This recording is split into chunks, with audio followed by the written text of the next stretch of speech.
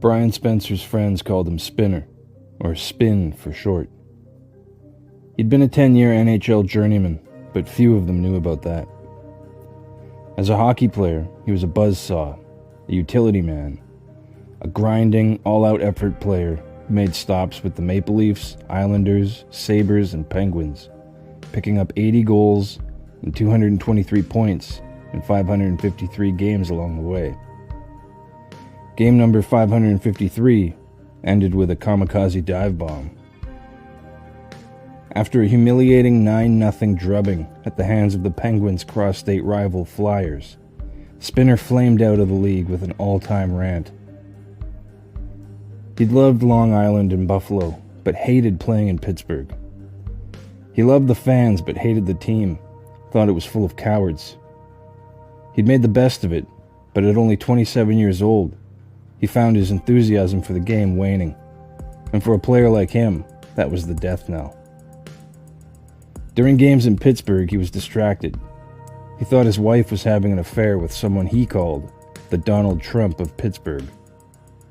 The man had a private box at the Igloo, and Spin would sit there on the players' bench between shifts, picturing them together right under his nose. Spinner once confronted the man about it. He strapped a .38 caliber handgun under his sports coat, then told him, "I know what's going on." The man said, "Oh no, she loves you, Brian." Spencer said he considered shooting him in the head, but just wanted to see the man's face turn white. Some days, Spin would agree to attend promotional events for the Penguins, and, due to poor planning and communication, wouldn't be given a seat at the table. Sometimes he would arrive at an event to find that the organizers were surprised that Pittsburgh had a professional hockey team. Some nights, no one at the Civic Center would recognize him, and he wouldn't be allowed inside the building. He hated the team nickname, and said as much in the kamikaze post-game interview. Team names should have strength and courage, he said, like Colts, or Lions, or Tigers. Penguins remind me of little incompetent birds that waddle around. Then he started waddling around like a penguin, squawking. He was sent to the minor leagues the next morning, never to resurface. Some consider him the fittest player in the game. He set aside 45 minutes every day for his fitness routine, which was always capped off by 100 consecutive push-ups. He could jump off a stage while doing a handstand, then hop back up on the stage without ever using his legs. He also had a reputation of being naive. Growing up in the tiny town of Fort St. James, he was sheltered from many of the formative experiences most people take for granted. Growing up was more about survival than learning how to navigate the niceties of polite society. In the Spencer family's dirt floor shack in rural BC, if you wanted to take a bath, you'd melt snow. If you got hungry, you'd set traps and shoot at passing elk through the window. It wasn't until he got to juniors that he lived in a house with electric lights and running water. He didn't know how to manage money. When his career ended, he was broke. Some said he was unsophisticated, but he had a mechanical genius for engines. He could lie under an engine block for hours, then play classical music on his upright piano with greasy hands. He lived his life like an exposed nerve, with no pretension. Growing up, he'd been sheltered from city life, and when he got introduced to it, he was seduced by its excitement. So when both his career and second marriage ended in 1980, some thought he wasn't prepared for the retired life. On a whim, he moved down to Florida with $400 to his name. He made the trip in his prized possession, and sometimes home, a 16-ton van he called the Hulk. He took an old army truck from a junkyard and welded a Dodge van to the chassis.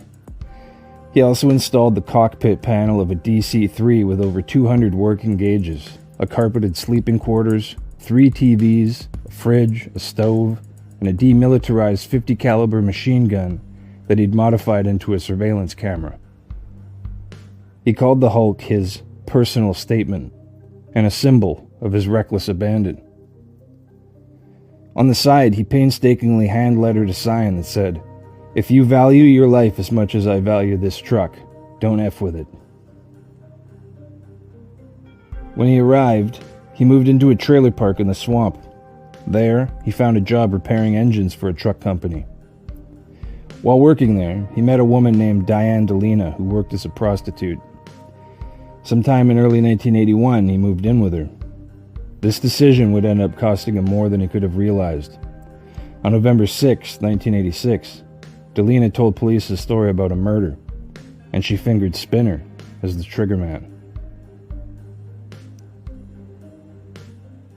She told investigators that at 11 p.m. on February 3rd of 1982, she saw a client named Michael Dalfo, a local restaurateur and the son of a prominent realtor. Delina claimed that Dalfo overstayed his appointment and intimidated her when she complained. He grabbed her arm violently when she tried to leave. When their session was over, he tried paying by check instead of cash. According to Delina, this set of circumstances sent Spinner over the edge. Delina alleged that she and Spinner forced Dalfo into a vehicle at gunpoint and drove him out to a remote service road edged by shallow pits of water, the remnants of phosphate mining. There, the two men argued. The argument escalated. Spinner pistol-whipped Dalfo, shot him twice in the head, then dragged him into one of the water pits near a railroad track. Anyway, that was Delina's version of events. She had been offered immunity by prosecutors for testifying against Spencer. The following morning, back in 1982, a trucker hauling sludge noticed what looked like a mannequin lying in a puddle in a clearing about 40 yards off the service road. When he noticed vultures circling overhead, he knew something was wrong. He went to investigate and found Dalfo unmoving with 2 bullet holes in his face. Then, to the trucker's shock, the body coughed. The trucker ran back to his vehicle and drove to the nearest phone to call emergency services. Dalfo was taken to hospital but died there before regaining consciousness. After a dramatic and violent takedown involving dogs and a helicopter at a motel in West Palm Beach on January 18, 1987, Spencer was clapped in irons and perp-walked into the Palm Beach County Detention Center. A grand jury had found Delina's testimony convincing enough to saddle Spinner with kidnapping and first-degree murder raps. If convicted, he was looking at a date with old Sparky. Florida in the 1980s was not exactly a hockey hotbed. Local reporters, jurors, and court employees were a little bemused by the presence of beat reporters from Toronto, Pittsburgh, Buffalo, and Long Island. What Florida had been dealing with lately was fallout from sentencing that some saw as a disproportionate number of black men being sent to the electric chair. Some of the elected court officials would be pleased to send a prominent white defendant to death row. While awaiting and finally standing trial, Spinner received hundreds of letters from fans. Not only fans, but people whose lives he had touched through charitable works. As the weeks dragged on, hundreds turned into thousands, and he wrote a reply to every one of them, some as long as 6 handwritten pages. Some fans in Buffalo started showing up to Sabres home games with handmade signs saying Spinner didn't do it. In an interview with Pittsburgh Post-Gazette reporter Ed Bouchette, he railed against the violent image that the media had painted of him. And he railed against women, the kind of women who had wanted to be with him only because he was a professional athlete, the kind of women who sought out men like him and threw themselves at them. He blamed his retirement at age 30 on his second wife, Janet. One night while traveling through the airport with the broom dusters, he saw a sign that made him reevaluate everything. Moments earlier, he had been unable to get a hold of Janet. Lately, she had been staying with her mother, but had left to take a week off in Manhattan while Spin was on a road trip. As the dusters shuffled towards their gate, Spencer nudged his bag forward with his foot, head down, dejected. When he looked up, a sign far across the concourse read, Acapulco. On a whim, Spinner left the group and bought a ticket for Acapulco. He stayed there 10 days and missed the Dusters' playoff run. He stuck around for one more year in the AHL, but only scored 1 goal in 39 games split between Springfield and Hershey. One day before the Hershey Bears were about to start their playoff run, Spinner walked into head coach Frank Mathers' office and told him that was it. he was leaving. I never saw him again, Mathers said. He just disappeared that quickly. The Penguins offered to help him and pay out the remainder of his contract, but he turned down the generous offer out of principle, because he had quit on them. Few people who met him in Florida even knew he was a former NHL player. Even when hockey games were shown on the bar TV, he seemed disinterested and kept his past to himself. Sometimes, he regretted that he'd ever left Fort St. James. He treated Delina like a roommate, though they slept in the same bed. According to Spinner's fraternal twin Byron, who stayed with the couple for several months, she was in love with him and wanted him to treat her like his wife. To Spinner, she was an annoying pest who was attractive enough and available enough to keep around for the sake of convenience. The two of them argued. The arguing escalated into shouting matches. Spencer would date other women, and Delina would follow him around, suffering explosive fits of jealousy. When she finally left, Delina told Spinner that he'd be sorry. The trial sifted through all the sordid details. The case against Spinner was based almost entirely on Delina's testimony. Delina said that when she got to the Dalfo appointment, Dalfo wore nothing but black bikini briefs and a gold necklace. He gesticulated wildly and talked a mile a minute. He was so high on coke that he was unable to perform his end of the appointment. That's why he kept trying to push the scheduling back. Obviously, he wasn't satisfied. He called the agency to complain about Delina right in front of her and asked them to send another girl. She claimed that the way he was acting scared her. An hour of her time was worth $100. But because he couldn't get what he wanted, he tried writing her a check for only $75. She called her agency and told them he was a creep. The woman on the other end could hear him shouting in the background. The agency was well aware of Dalfo. He was a regular customer, and a boisterous and sometimes belligerent one at that. The agency didn't accept checks, so he'd essentially wasted an hour of her time. She left and found Spencer at a bar called the Banana Boat. She told him what had happened and that she was afraid that Dalfo had followed her. Spencer gave her the brush off. She saw another client for about a half hour, then returned to the bar. When she got there, Spinner was gone. She drove home after that. Spinner called later, and she asked him to come home. When he got there, she explained what happened. Then, she claimed, Spinner asked her to take him to Dalfo's apartment. When she did, they found Dalfo out front of the building, still wearing nothing but his black briefs, behaving erratically and running through the sprinklers. He asked why she came back. Spinner told him to get in the car. He asked where they were going. Spinner told him to shut up and told Diane to drive. In the car, on the gravel road pockmarked with water pits, Spencer and Dalfo started arguing. Nothing too heated, just some loud talking. Dalfo said if they didn't take him back home, he'd call his lawyer.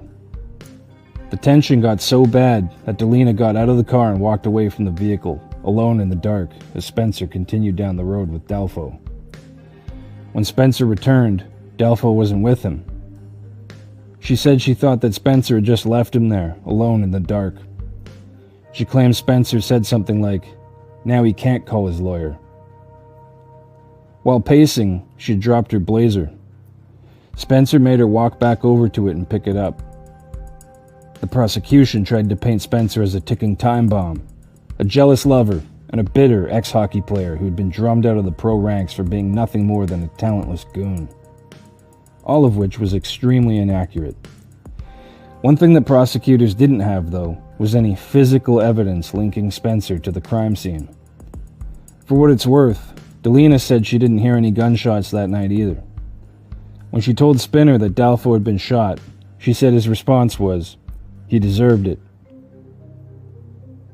Those who knew the couple understood that it was a relationship built almost entirely on sharing expenses. In fact, Spin was eager to get her out of his life.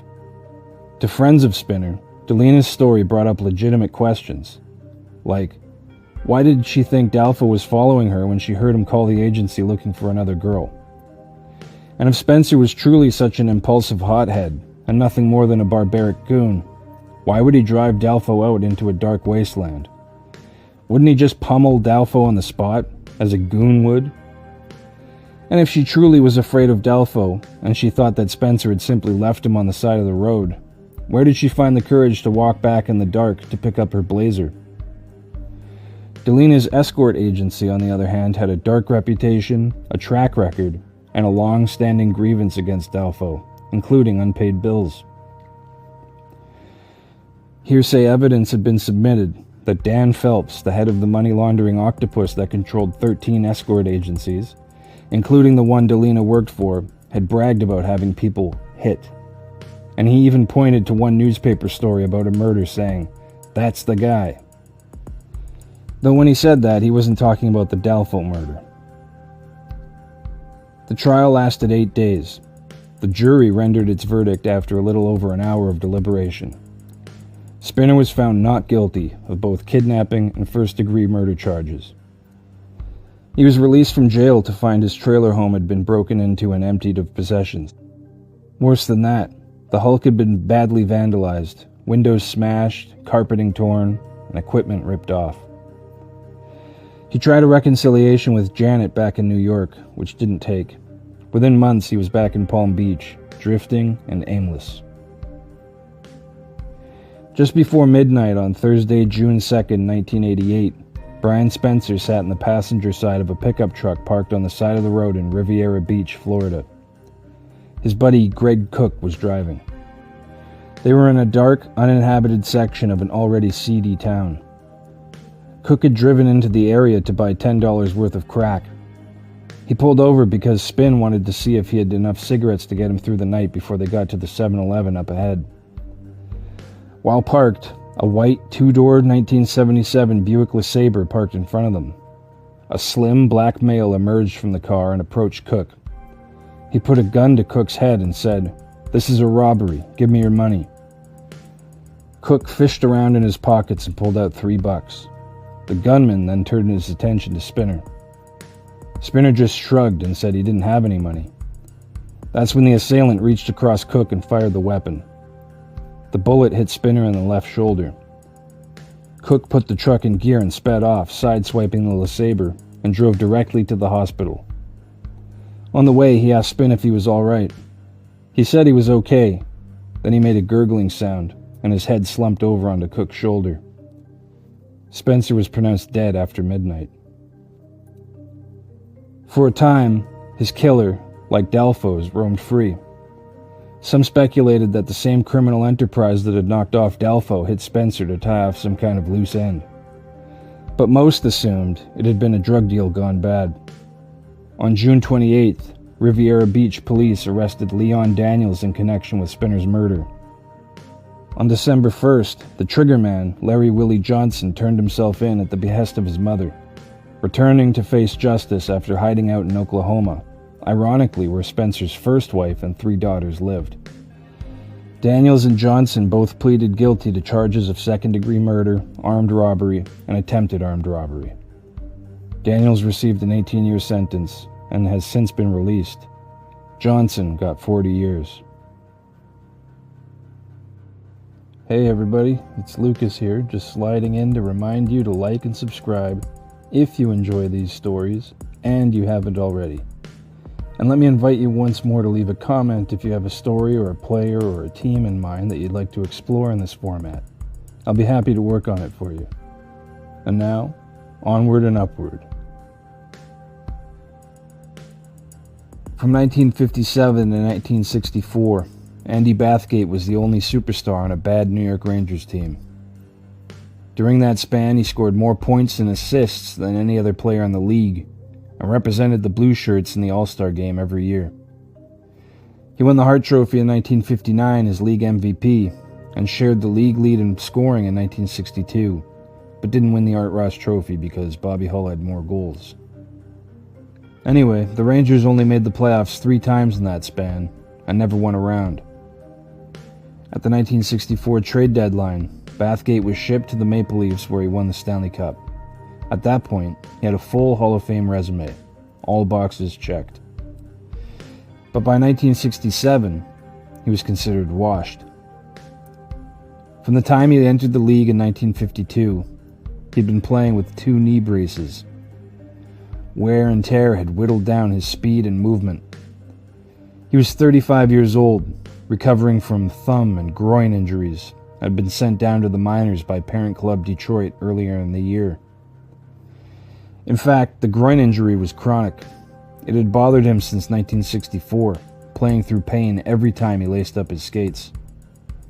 That summer, the Red Wings left him exposed in the expansion draft.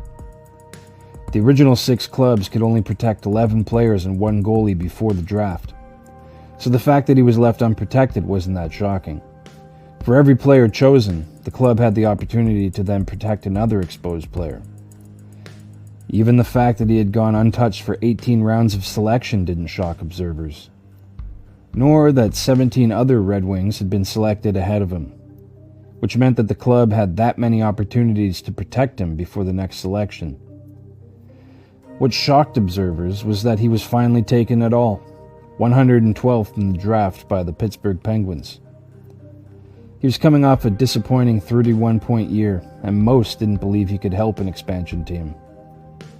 The lone dissenting opinion belonged to Red Sullivan, Bathgate's former captain and teammate with the Rangers, now coach of the Penguins. It was Sullivan who convinced Penn's GM Jack Riley to roll the dice on Bathgate. Earlier in the draft, much earlier, the Penguins had made Earl Ingerfield their first choice of skater, 17th overall. Ingerfield had been Bathgate's centerman the year he won the Hart Trophy and notched 40 goals. Sullivan brainstormed the reunion. He also decided to drive Bathgate harder than any other player during training camp and practice. The tactic worked. Bathgate scored 6 goals and 8 points in the Penguins' first 8 games and was top 10 in league scoring by the end of the first month, one of only 2 expansion players on the list. But on October 25th, Ingerfield suffered a bone chip in his knee against the Seals. The injury kept him out of action for 19 games. The Penguins stayed around 500 through the end of November. Bathgate was their most potent offensive weapon, remaining at a point per game. More importantly, he was playing aggressive, skating hard, and defending with renewed vigor. His hustling play was an inspiration to teammates. But by December, the scoring started to dry up. In his estimation, he was shooting less. When Ingerfield returned, it was with new line mates. By January, the Penguins were hard bitten by the injury bug. Just as soon as one line combo started finding chemistry, one of the forwards would get hurt, and Sullivan would have to reshuffle the deck. Ice time increased for the healthy veterans, Bathgate among them. Eventually, fatigue started to set in. The wins-losses record suffered as a result. By mid-March, the Pens had faded from the race. Popular opinion was that the Pens were too old to maintain their place in the standings. The Penguins were still in the hunt by late March, but even a last-minute 5-1-1 push to close the season couldn't salvage it. The one loss that came in those last 7 games was a 3-0 shutout at the hands of 4th-place Minnesota. That game was the difference. The Penguins came out flying with 14 shots in the first period, including 2 breakaways, but North Stars goalie Cesar Maniago was equal to the task. When the final horn sounded on the season, the Penguins finished 2 points back of the Stars for the final playoff spot. But Bathgate had enjoyed a resurgent season as the featured weapon. He finished with 20 goals and 59 points to lead all West Division scorers, totals he hadn't reached since the year he ended as champion in '64. Everywhere Red Sullivan had ever been had been a loser. As a player with the Rangers, the team had been a loser. Then as coach with the Rangers, a loser. Now as coach of the Penguins, he was still part of a losing atmosphere. By the end of the first season in Pittsburgh, the rumor was already out there that he'd be fired. So in training camp '68, he made a drastic move. He decided that the team would be better off without Andy Bathgate. Though one of the fittest players in the game, at 36, Bathgate was struggling to get into game shape. Watching Bathgate that preseason, Sullivan decided that his legs were gone. He was still a wizard with the puck, but if he couldn't get to the puck, he was ineffective.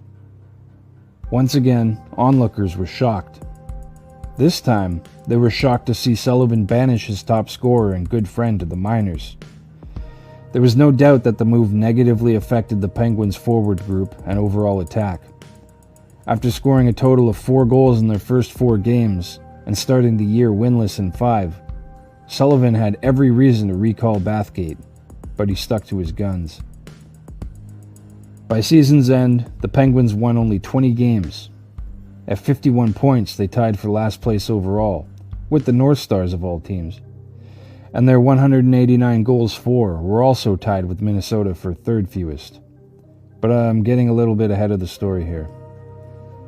At the beginning of October, Riley and Sullivan had a sit-down meeting with their star forward. At the time, Bathgate was 5th on the NHL's all-time scoring list. They offered him a $30,000 a year coaching job. It was outside the NHL, but they believed it was a solid opportunity for him. Bathgate said no. He wanted to keep playing. Riley said they'd try to trade him somewhere else, but Bathgate wanted them to send him to Vancouver to play for the Western League's Canucks. And so Riley, Sullivan, and the Vancouver Canucks accommodated Bathgate's request. The Canucks were delighted. Bathgate had played for the team before, back when they were the Rangers Farm Club. After helping the junior Guelph Biltmores to a Memorial Cup in 1952, the Rangers sent him to Vancouver, where he developed a special attachment to the city. It was there that he met his wife, Merle Lewis. The couple married in 1955 and had lived in the East ever since. The Bathgates were looking forward to having their 2 children get to know their grandparents.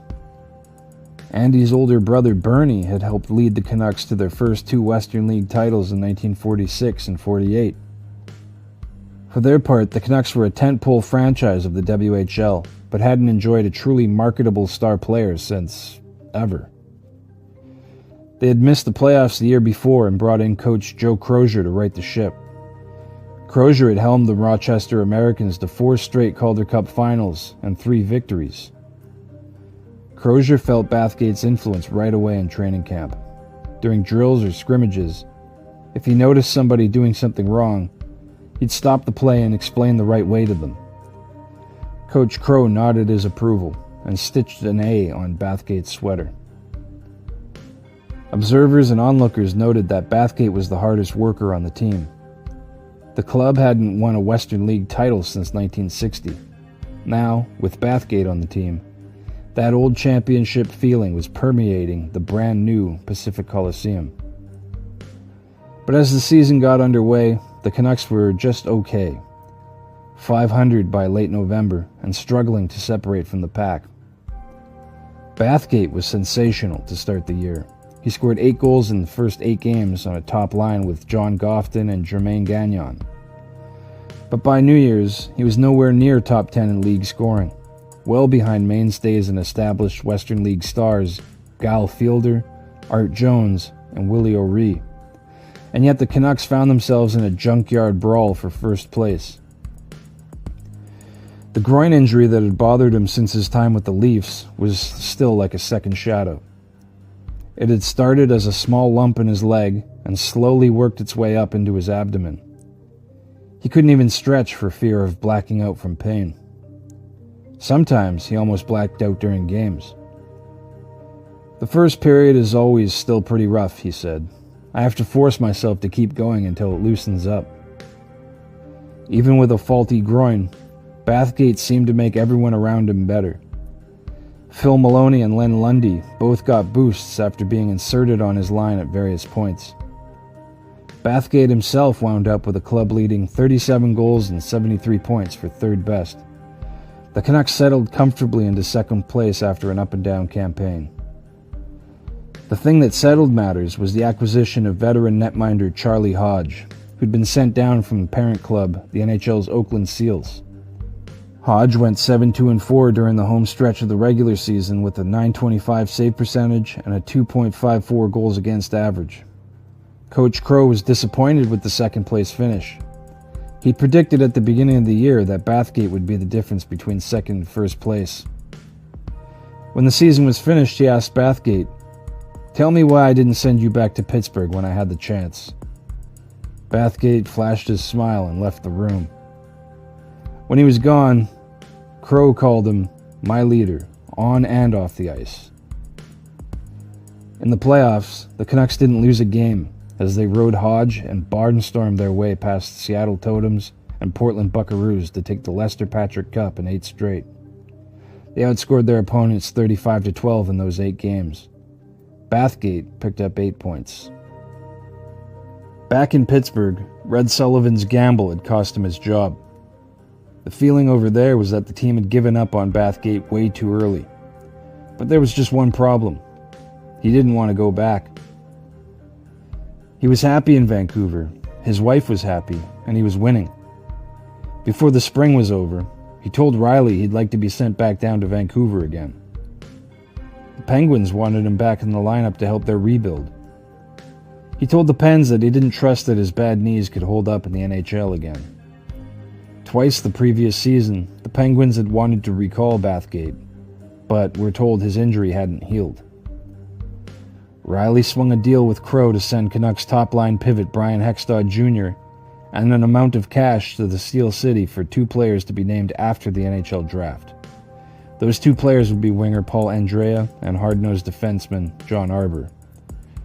Those 2 would combine for 126 points for the Canucks, with Andrea picking up 91 of them, and 264 penalty minutes, with Arbour picking up 251 of those.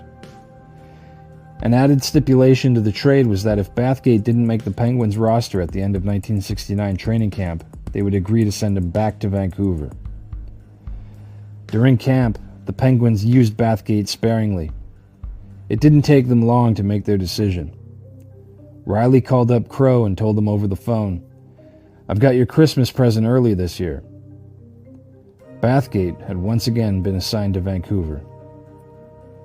When he arrived at the Coliseum, his old familiar number 9 was waiting for him, but this time, there was a Captain C on the front of it. That year, the Canucks once again found themselves in a dogfight in the standings early on. But by the end of the calendar year, the Canucks found themselves on top of the pile. By late January, they were 19 points ahead of second place. Bathgate was the Canucks' not-so-secret weapon.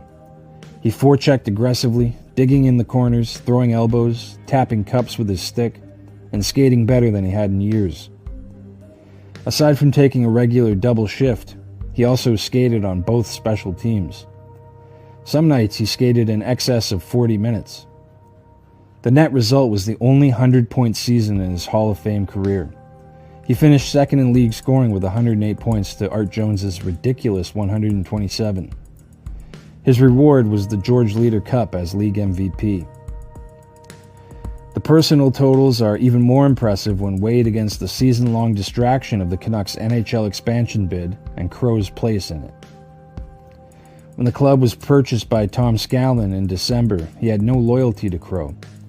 When the club announced that they would be bringing in Bud Poyle to be the new GM, Crow rejected it, not wanting to be relegated to just coaching the team. Before long, he was fired and eventually sued the team. For a time during the 1970 season, the club had no coach. They offered Bathgate the job. He turned it down, but agreed to run practices until they found a replacement. When asked if he'd be back in an NHL Canucks uniform, Bathgate told them he was 99% sure he wouldn't. But he didn't rule out returning to the Western League, perhaps with the Seattle Totems. Some speculated that Crow was going to buy the Totems and install Bathgate as playing coach. Even from before the first moment the Canucks officially entered the NHL, they've been embroiled in drama and intrigue, and it has rarely gotten better since then. But I digress. By season's end, the Lester Patrick Cup would once again belong to the Canucks. Bathgate's final act as team captain was lifting the championship trophy after getting by the San Diego Gulls and Buckaroos once again. When it was over, Bathgate told the team that he didn't want to return with the NHL version of the team, even if a deal could be reached with the Penguins. That summer he reported once again to Penguins training camp. Bathgate returned to a Penguins team orbited by existential questions. Club majority owner Donald Parsons was in financial hot water, and the Penguins were possibly up for sale. Nobody even knew whether the team would stay in Pittsburgh long term. Season ticket sales were up to a new team record 5,000 for the upcoming year, though, after a decent initial playoff run. The star of the run, however, rookie center Michel Briere, was in a hospital bed in Quebec, with no hope of ever getting out again. For more on that story, see our second video, or our more recent 70s edition Rabbit Holes compilation. Anyway, this left Pittsburgh once again without a strong presence down the middle. Bathgate still wasn't sure whether or not he'd be able to return to the NHL. He wasn't even sure if he wanted to. But he reported to camp with an open mind. He didn't want to make the team just to sit on the bench. If he was going to play at age 38, the desire was going to have to be there. Of 61 camp invitees, Bathgate was once again among the hardest workers. Penn's coach and GM and former Maple Leafs teammate Red Kelly gave him the nod as the club's top-line center. He signed a pro contract on the eve of the season. Game number 7 of the season would be his 1,000th NHL game. But from the start of the campaign, something was off. According to Bathgate, Kelly had promised him a regular shift but didn't deliver. When he complained, Kelly saw it as selfishness. There would be no 40-minute night for Bathgate in Pittsburgh. No real opportunity for his stiff muscles to loosen up. By the end of the season, he estimated he was averaging less than 5 or 6 minutes a night. One night at MSG, in front of the people that remembered him best, he played a single 2-minute shift on the power play. He thought that if he could get more ice time, he could prove his worth, and his time on ice would snowball. But he was resigned to the role that Kelly offered him. Still, he produced at a respectable rate. Even at less than 6 minutes a night, on 2 bum knees and a gimpy groin, he picked up 44 points, good for 3rd in team scoring. He passed Rocket Richard for 6 on the all-time scoring list while he was at it. The Pens were the last team to be eliminated, but finished a full 10 points out of a playoff spot. There was no miracle finish, no playoff push. Just a reminder that sometimes even the best players can be left out of the conversation, and that desire and an iron spirit can overcome a broken body, but few leave the game on their own terms. In the summer of 1968, 18-year-old Bobby Clarke visited the Mayo Clinic in Rochester, Minnesota. 3 years earlier, he'd been diagnosed with type 1 diabetes. At that point, he was a skinny, buck-toothed kid with glasses. He wasn't a great skater, wasn't physically gifted, or particularly skilled. What distinguished him from his peers was his work ethic. On pure will and determination, Clarke became a hockey prodigy, a relentless worker who scored nearly 3 points a game in his first year of major junior. He had already quit school to focus on the sport full-time, but there was no guarantee that his body would hold up to the rigors of a pro career. The Mayo Clinic visit would decide his fate. Clarke played for the Flin Flon Bombers in the newly formed Western Canadian Junior Hockey League. The year earlier, they'd been league champions of the Junior B Manitoba Junior Hockey League. Clarke scored 183 points, and the Bombers finished with a 42-6 record. Flin Flon was the most remote location in the Western Junior circuit. Adding to the shock of long travel, when visitors got there, they were greeted by the most violent team in hockey. Bobby Clarke was their leader. When asked where Flin Flon was, Clarke's future Flyers teammate Oris Kindrachuk quipped that Flin Flon is 5 miles north of where civilization ends, but I'm getting ahead of myself a little. That first year in 1968, Clarke formed a dynamic duo with winger Reggie Leach. Clarke led the league with 168 points, and Leach potted 87 goals as the Bombers dominated the regular season. In the playoffs, however, the Bombers fell to the Estevan Bruins in the President's Cup Finals. That summer, he made his fateful trip to the Mayo Clinic, when doctors ran him through a battery of tests, he was cleared to play and pursue a professional career in hockey. He had 1 year left of juniors before he would be eligible for the draft. Leach was lost to injury for most of the season. The loss of his running mate hurt Clarke's overall points production, but he still settled up with 51 goals on the year, same as the year before. The Bombers won the President's Cup as league champs that year, but were unable to compete for the Memorial Cup for overall national supremacy. The Canadian Amateur Hockey Association had barred WCJHL clubs from participating in the tournament. The Bombers staged an unsanctioned 7-game national title series with the St. Thomas Barons of the Western Ontario Junior A League, but the Barons withdrew after 3 games because the Bombers were too violent. By the end of it, Clarke was eligible for the NHL amateur draft. He was considered one of the top prospects in junior hockey. Some scouts had him ranked number 1 overall. Patty Gunnell sent Clarke's Mayo Clinic results to every NHL club, but skepticism prevailed. Despite all the violence and record-shattering points production, Clarke lived a normal life, but lived a daily routine that few in hockey understood. Every aspect of his life was strictly regulated. Every morning, he would take an insulin injection in his arm. He had to observe a special diet which limited consumption and eliminated rich desserts altogether. Facial cuts were also a real hazard, especially in the violent climate his team cultivated. An infection from a simple cut, from a punch or high stick, could lead to death. The professional hockey ranks had never held a diabetic among its number. There were very few diabetic athletes in pro sports in general. Baseball legend Jackie Robinson was a notable exception, though he'd kept his condition a secret during his playing days. Notre Dame quarterback Coley O'Brien and tennis star Bill Talbert were also diabetic. But at the NHL draft in 1969, Clarke was considered an unknown quantity at best, and a terrible risk at worst. By the end of the first round of selections, arguably the best available prospect was still just sitting there. Philadelphia Flyers scouts Tiny Thompson and Jerry Melnick vouched strongly for Clarke. Thompson said, "If Clarke doesn't make it, I'll resign as a scout." By the time Philadelphia picked again in the second round, 11 NHL teams had passed on him, including the Flyers. The Bruins had passed on him 3 times. With Philadelphia on the clock and Clarke still on the board, Melnick nearly had a fit. He pleaded with his bosses, "You've got to take him now. You've got to."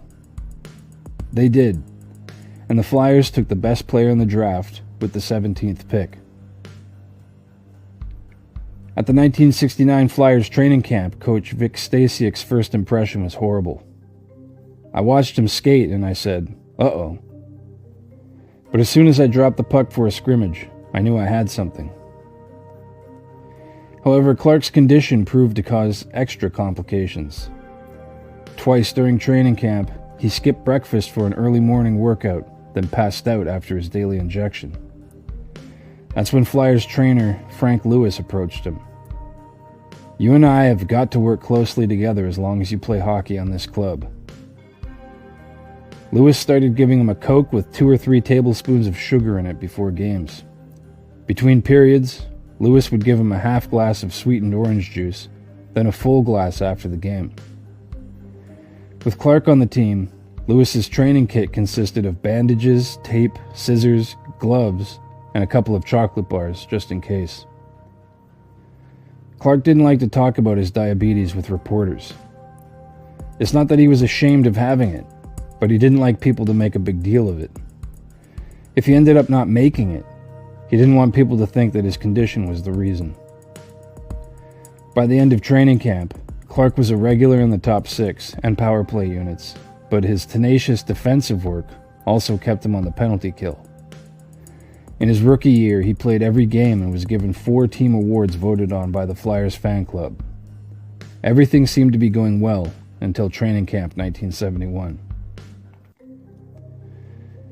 Clarke reported to camp at 167 pounds, 14 under his playing weight, His wisdom teeth were abscessed and badly infected. The Flyers sent him for dental surgery. By the end of it, he'd lost another half dozen or more pounds and he faced an uphill battle. The year before, as a sophomore, Clarke had broken the team record with 63 points. By the time the new season was a month old, he was a major disappointment. After 31 games, he had just 5 goals and 16 points. The club limped to a 10, 16, and 5 record in that stretch. They'd been held to 2 goals or less 19 times, including being shut out 5 times. The next game would be on Christmas Day, but the NHL had scheduled a lump of coal for the Flyers. They would be in Boston, where they hadn't won since 1967.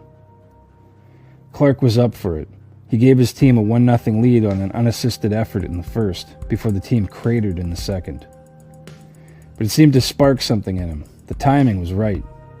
The very next day, the Flyers hosted the Penguins. The Flyers had waited 2.5 months for another meeting. On opening night, Flyers rookie and first-round pick Pierre Plante made contact with Penguins goalie Les Binkley in the crease on Clarke's game-tying goal.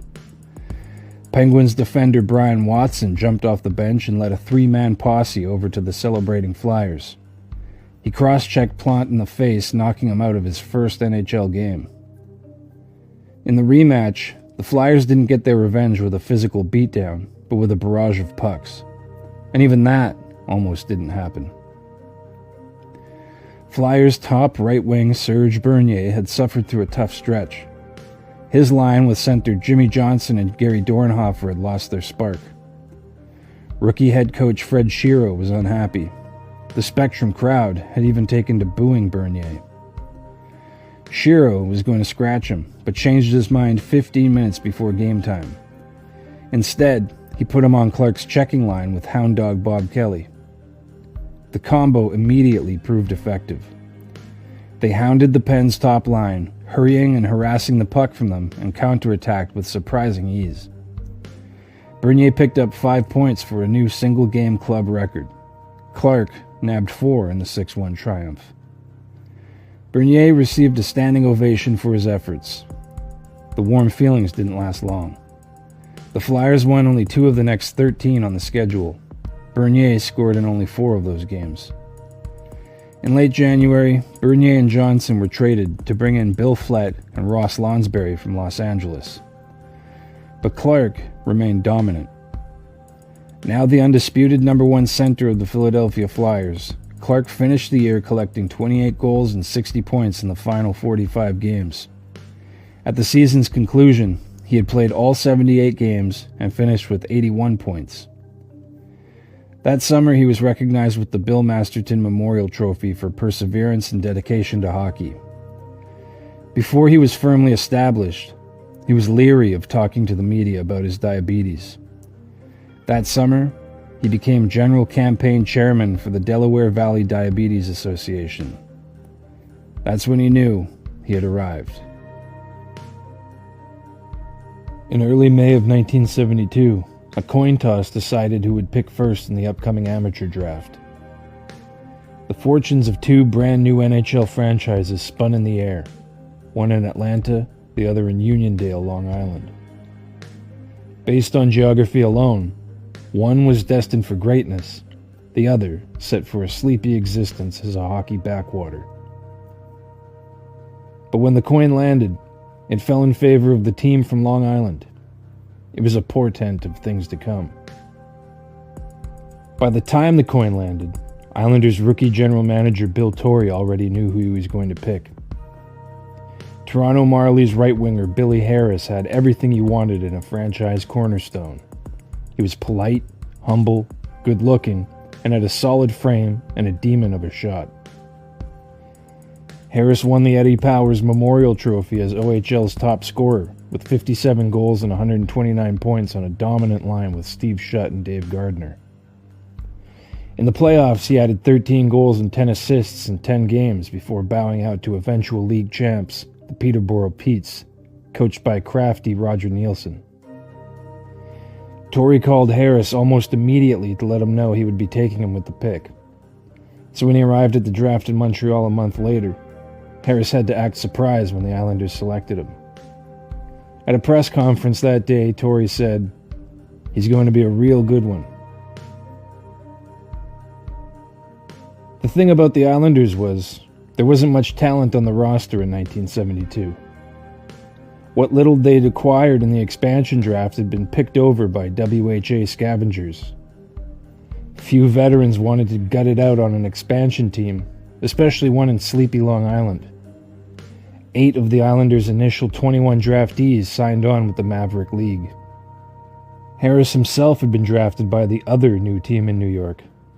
The WHA Raiders were set to share Madison Square Garden and had already stolen away 2 Islanders veterans. Now they threatened to steal away their first pick and potential franchise cornerstone. Instead, the Raiders traded his rights to the Philadelphia Blazers. It came down to dollars and cents.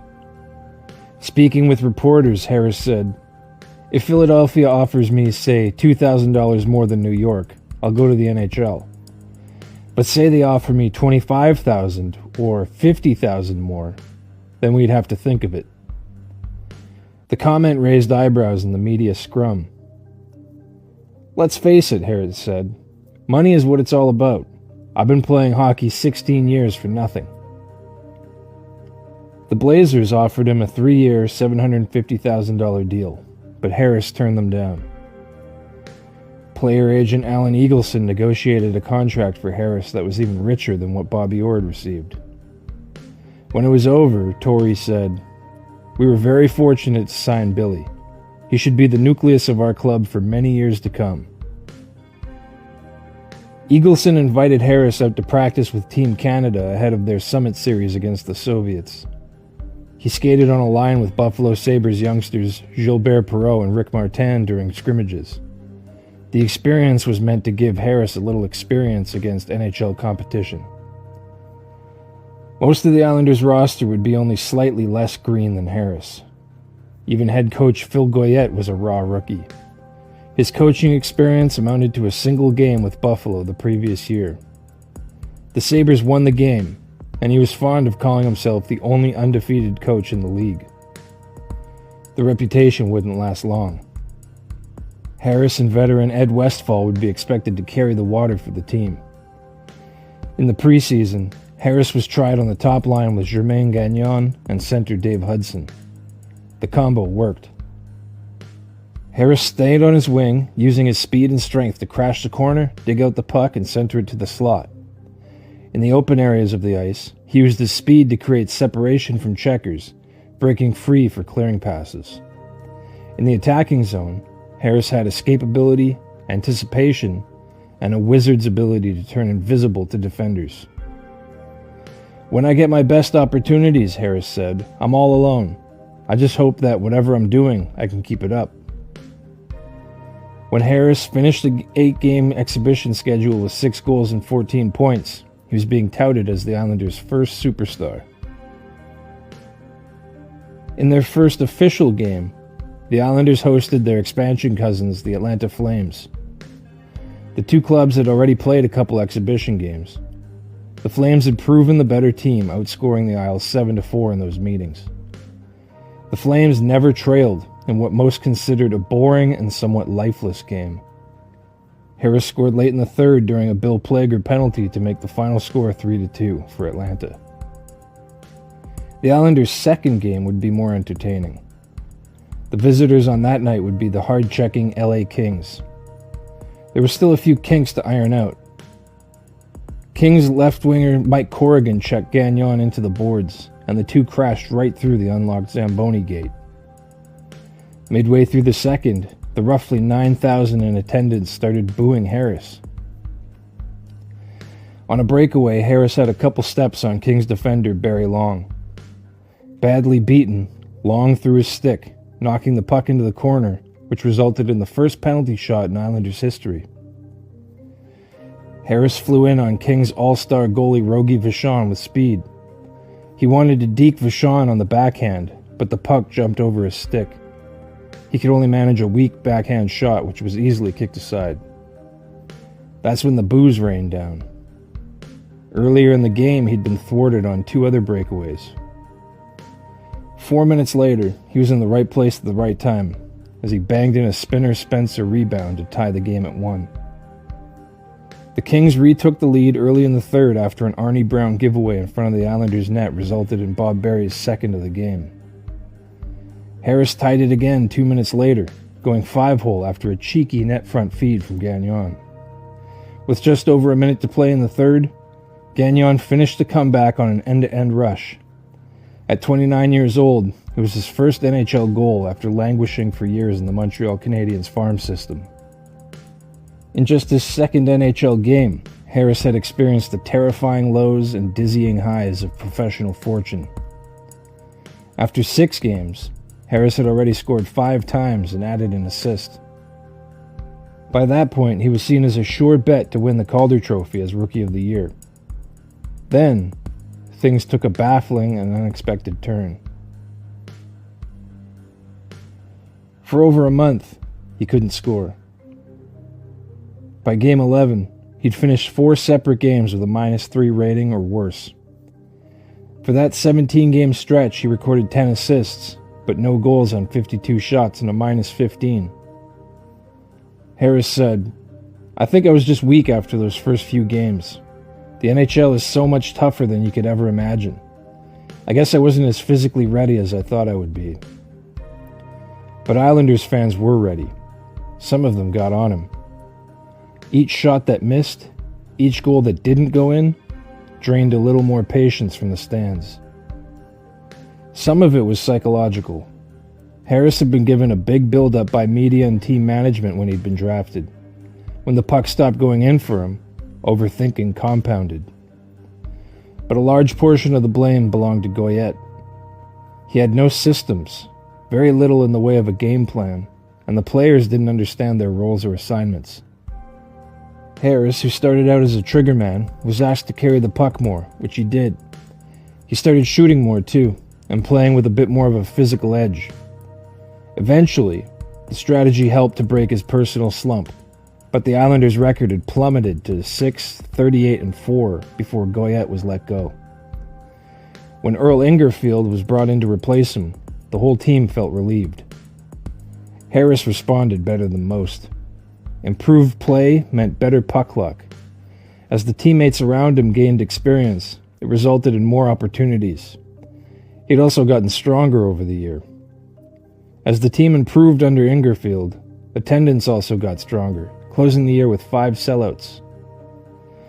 Late in the year, as Harris surged, some of those sellout fans started chanting, "We want Harris," by way of making up for their early season impatience. He finished with 10 goals over the final 15 games of the year to bring his season total to 28 and 50 points to lead the Isles in scoring on the season. He finished third in Calder voting behind runner-up Bill Barber and winner Steve Vickers. The Islanders would finish with 12 wins and the first overall pick in the next draft. There, they would select a new franchise cornerstone. But that's a story for the next segment in our series. Harris would go on to become a fan favorite in Nassau County. He appeared in every Islanders game until he was healthy scratched in late November of 1979. Harris's Ironman streak hit 576 games before the decision came down from coach Al Arbour. Harris had hit the 20-goal mark in 6 of 7 seasons with the Islanders. In 1976, he hit 32 goals and 70 points and represented the club in the NHL All-Star Game. But inconsistency and streaky scoring characterized his time on Long Island. During the 1979-80 season, he slumped badly, and the team struggled through long slumps of their own.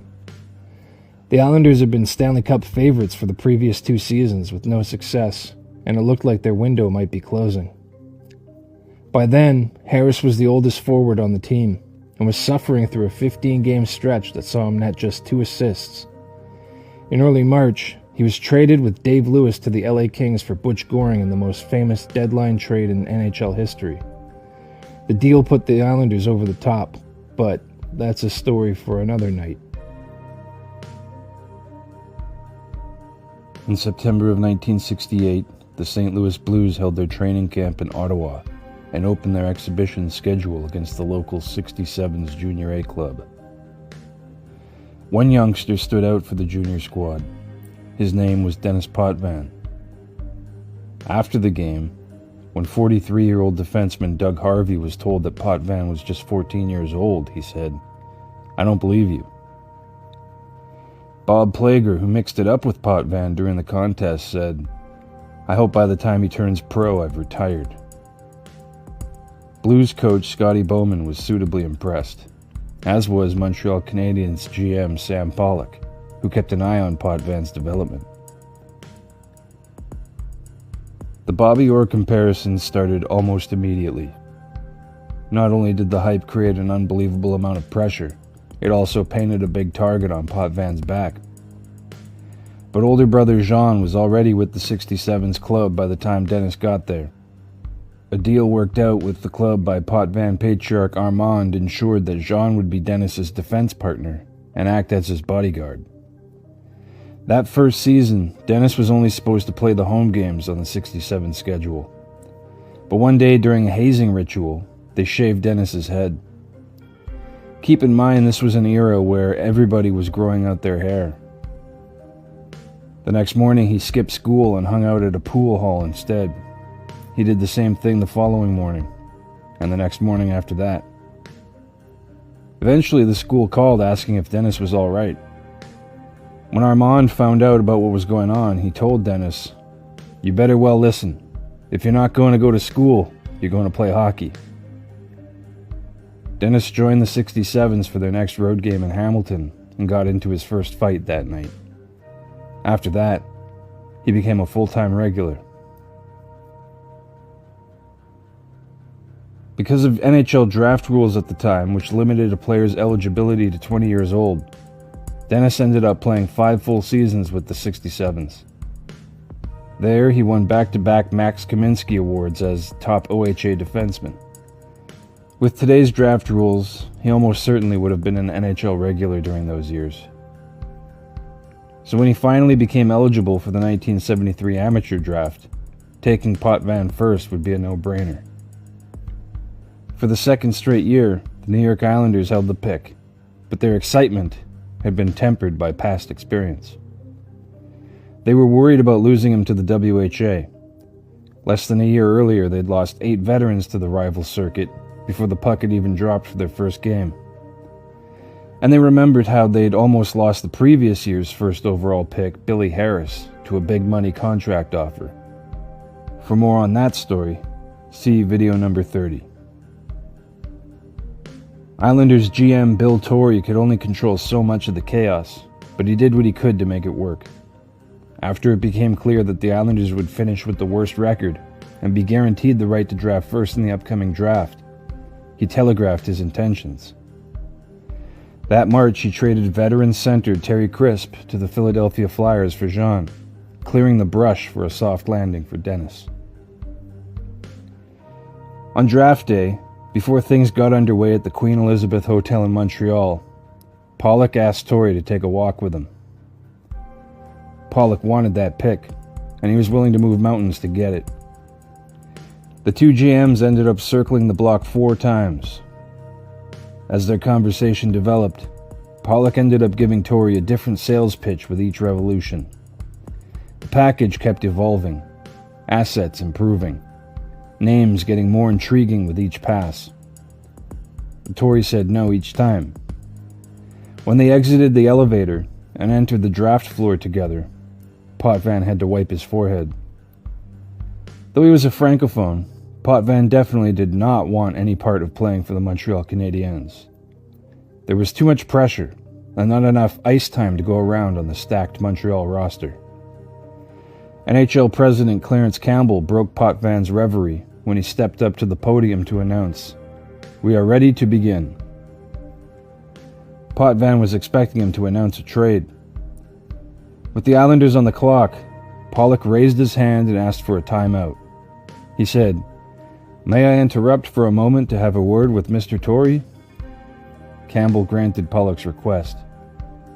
Pollock walked over to the Islanders' table.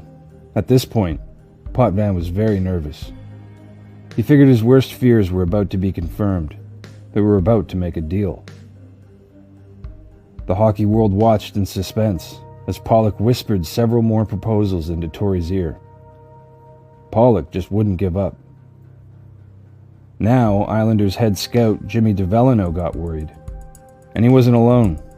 There was legitimate concern that Pollock would make an offer too tempting to refuse. DeVellino later revealed, "Some of our people genuinely were worried that Bill would make the deal."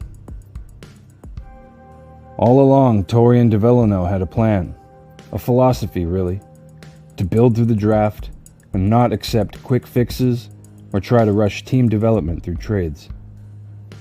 Torrey had come up through the hapless SEALs organization and had seen endless first-round picks and top young talents traded out for short-term veteran help, which never seemed to end up helping anyway. Pollock's final proposal left Torrey visibly shaking. But when Pollock was finished, Torrey smiled politely and told him, "Nothing doing." He walked up to the podium and did what the Islanders had planned all along. He announced the selection of Denis Potvin. With the pick, the Islanders had a genuine franchise maker in the fold. A play driver who would be able to move the puck out of danger and was strong as an ox. Looking back, Torrey said he wouldn't have been able to live with himself if he hadn't made the pick.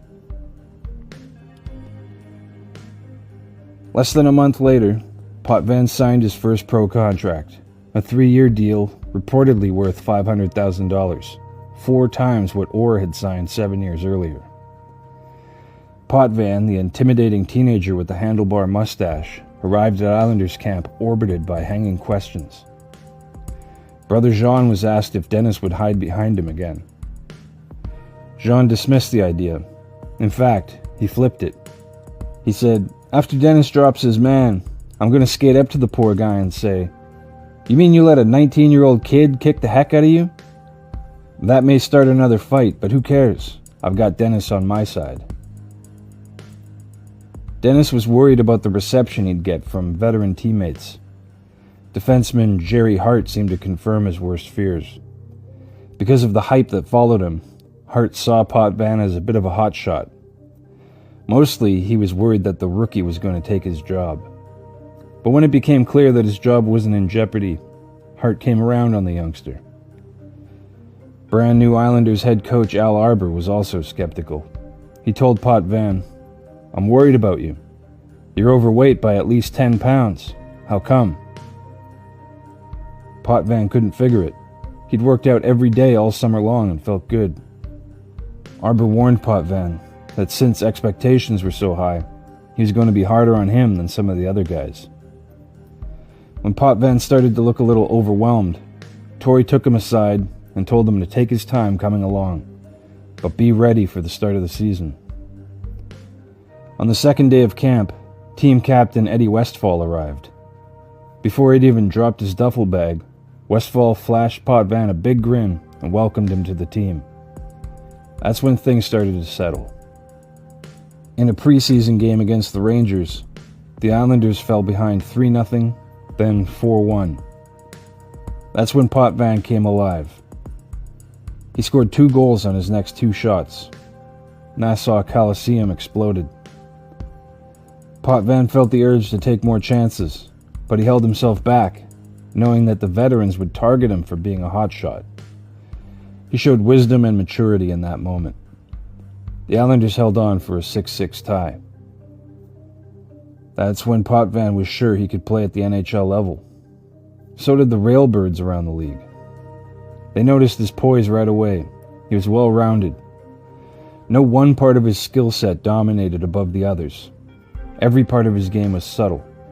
He did just about everything well, and executed it smoothly and effortlessly. But the weeks and months of hype had left a bad taste in many mouths. When asked about Potvin after the game, Brad Park held the right to reserve judgment. When Potvin was asked about Park, he leaned into the rivalry, looking for the opportunity to drum up a war of words. Potvin said, "Park's a good defenseman, but tonight he wasn't as aggressive as I expected him to be. Maybe he thought we would be a pushover. Leave it at this. I have mixed feelings about Park." Potvin's first regular season meeting with the Rangers came in his 8th game. By that point, the Islanders still hadn't won a game on the season, going 0-3-4 to that point. Aside from that, the Islanders had never beaten the Rangers to date. Potvin was off to a rocky start. On opening night in Atlanta against the Flames, Arbor rode Potvin for 40 minutes of ice time. He was completely gassed by the end of it. In the home opener against the Flyers, Potvin had been embarrassed. He committed a bad giveaway to Cowboy Bill Flett, which resulted in a quick goal against during a 6-0 spanking. Against the Buffalo Sabres, KG veteran Tim Horton knocked him on his backside, then took the puck away and fed it to Don Luce for another goal against. But in the balance of 7 games, Potvin had 4 assists and a +1 rating with 19 shots. Decent work for a raw rookie on a winless team that had been outscored 12-20. But on October 27th, the Islanders hosted the Rangers. Before puck drop, Isles' starting goalie Jerry Desjardins took Potvin aside and told him that Rangers goalie Eddie Jaccob pulls up on long shots and to keep his shot low. Potvin proved a quick study, clapping a bomber low glove side for his first major league score. In the second period, Potvin robbed big Rangers center Pete Stemkowski of the puck, got a step on him, then stashed the evidence between Jacob's pads for his second of the game. The Islanders won the tilt 3-2 for their first victory against the Rangers and first on the season. Pandemonium broke loose in Nassau County that night. Islanders winger Spinner Spencer summed it up this way: "The place was almost half full with Rangers fans, and this was the time to show them. Those fans came all the way out here expecting an easy 2 points, but we taught them a thing or two." The difference was Potvin.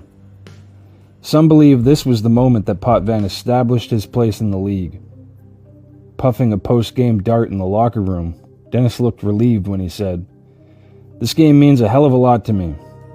I knew there would be a feud against the Rangers." Beyond that, there are some who believe that this is the game where the Islanders became relevant. Park summed it up succinctly. "This year they are much more organized, something which they lacked last year. They look like a hockey team." From there, well, you know the rest of the story. Potvin would go on to win the Calder Trophy that year as top rookie. Then, 2 years later, he would win his first of 3 Norris trophies as top defenseman. In February of 1979, Potvin laid a hit on Rangers' first-year star forward Ulf Nilsson on the soupy ice of Madison Square Garden. Nilsson's foot caught a rut on the play, resulting in a broken ankle, which caused the Rangers faithful to reevaluate Potvin's abilities. Ever since then, anytime the Islanders visit MSG, Rangers fans assault the visitors with chants of "Potvin sucks." The next season, he would be named Islanders captain and immediately lead the team to 4 straight Stanley Cups. He would become the first defenseman in NHL history to hit the 300-goal and 1,000-point plateaus before retiring in 1988. He was selected for induction into the Hockey Hall of Fame in 1991 and had his jersey number 5 retired in Uniondale in 1992. And to this day, more than 50 years after his debut, the Rangers faithful still pay their respects every time the Islanders visit Madison Square Garden with the chant, "Potvin sucks." It's a minority opinion, but there are some who still see the Potvin pick as the greatest draft choice of all time. Let us know where you stand on that in the comments below. Scott Niedermayer spent the long, quiet summer of 2005 at his lake home in the Kootenays. He'd spent the summer relaxing, exercising, being a dad, and contemplating his future. He'd had tremendous success in 13 seasons with the New Jersey Devils, including 3 Stanley Cups and 2 All-Star teams. Most observers agreed that he probably would have enjoyed better personal numbers if he hadn't spent all those years in the cult-like hockey environment of New Jersey. But success followed Niedermayer like a lost puppy dog. Personal glory was never the story. Niedermayer was the only player in hockey to have won Stanley Cup, Memorial Cup, World Cup, Olympic gold, and gold medals in both senior and junior world championships. After weighing the pros and cons of entering free agency, he decided to test the market. It was uncharted territory, but there were early indications that things would get to this point. Niedermayer had held out during training camp 2000 and rejected a long-term deal with the Devils back in 2003. He had asked for $9 million a year for 5 years. Arbitration awarded him a $7 million deal for 1 year. That year, he won the Norris Trophy as the NHL's top defenseman. After the lockout, the salary cap included a cap on individual salaries of $7.8 million per season. That means many teams would be able to afford his services and offer him the maximum dollar amount. It also reduced curiosity and anxiety based around what the final dollar amount might be. With that in mind, Niedermayer kept the door open with the Devils, but would be able to make a decision of where to play not based entirely on money, but on preference. Niedermayer himself said during an interview on a radio station in Vancouver that he would prefer to play in the West, as both he and his wife are from there. But, he said, there are other considerations we're going to have to take into account. There was a short list of teams considered to be in the Niedermayer sweepstakes. Calgary, Vancouver, Colorado, Phoenix, and Anaheim were considered the frontrunners. On the first day of free agency, Niedermayer's agent Kevin Epp fielded calls from 14 suitors. The Flyers, Maple Leafs, and Canucks were among the most serious. One of those suitors was Lou Lamoriello and the Devils. Lamoriello offered Niedermayer the maximum salary of $7.8 million for 5 years. In some ways, it was an apology for the tense previous 2 contract negotiations. Niedermayer turned it down. It was a difficult decision. Though he did feel loyalty to the franchise, a few experiences put things into perspective for him. One was the 2003 Stanley Cup Final. The Devils had won 2 championships. The Anaheim Mighty Ducks were surprise contestants. Fueled by timely scoring, great team defense, and an unbeatable goalie on the heater of a lifetime, the Mighty Ducks survived the Western Conference playoff race.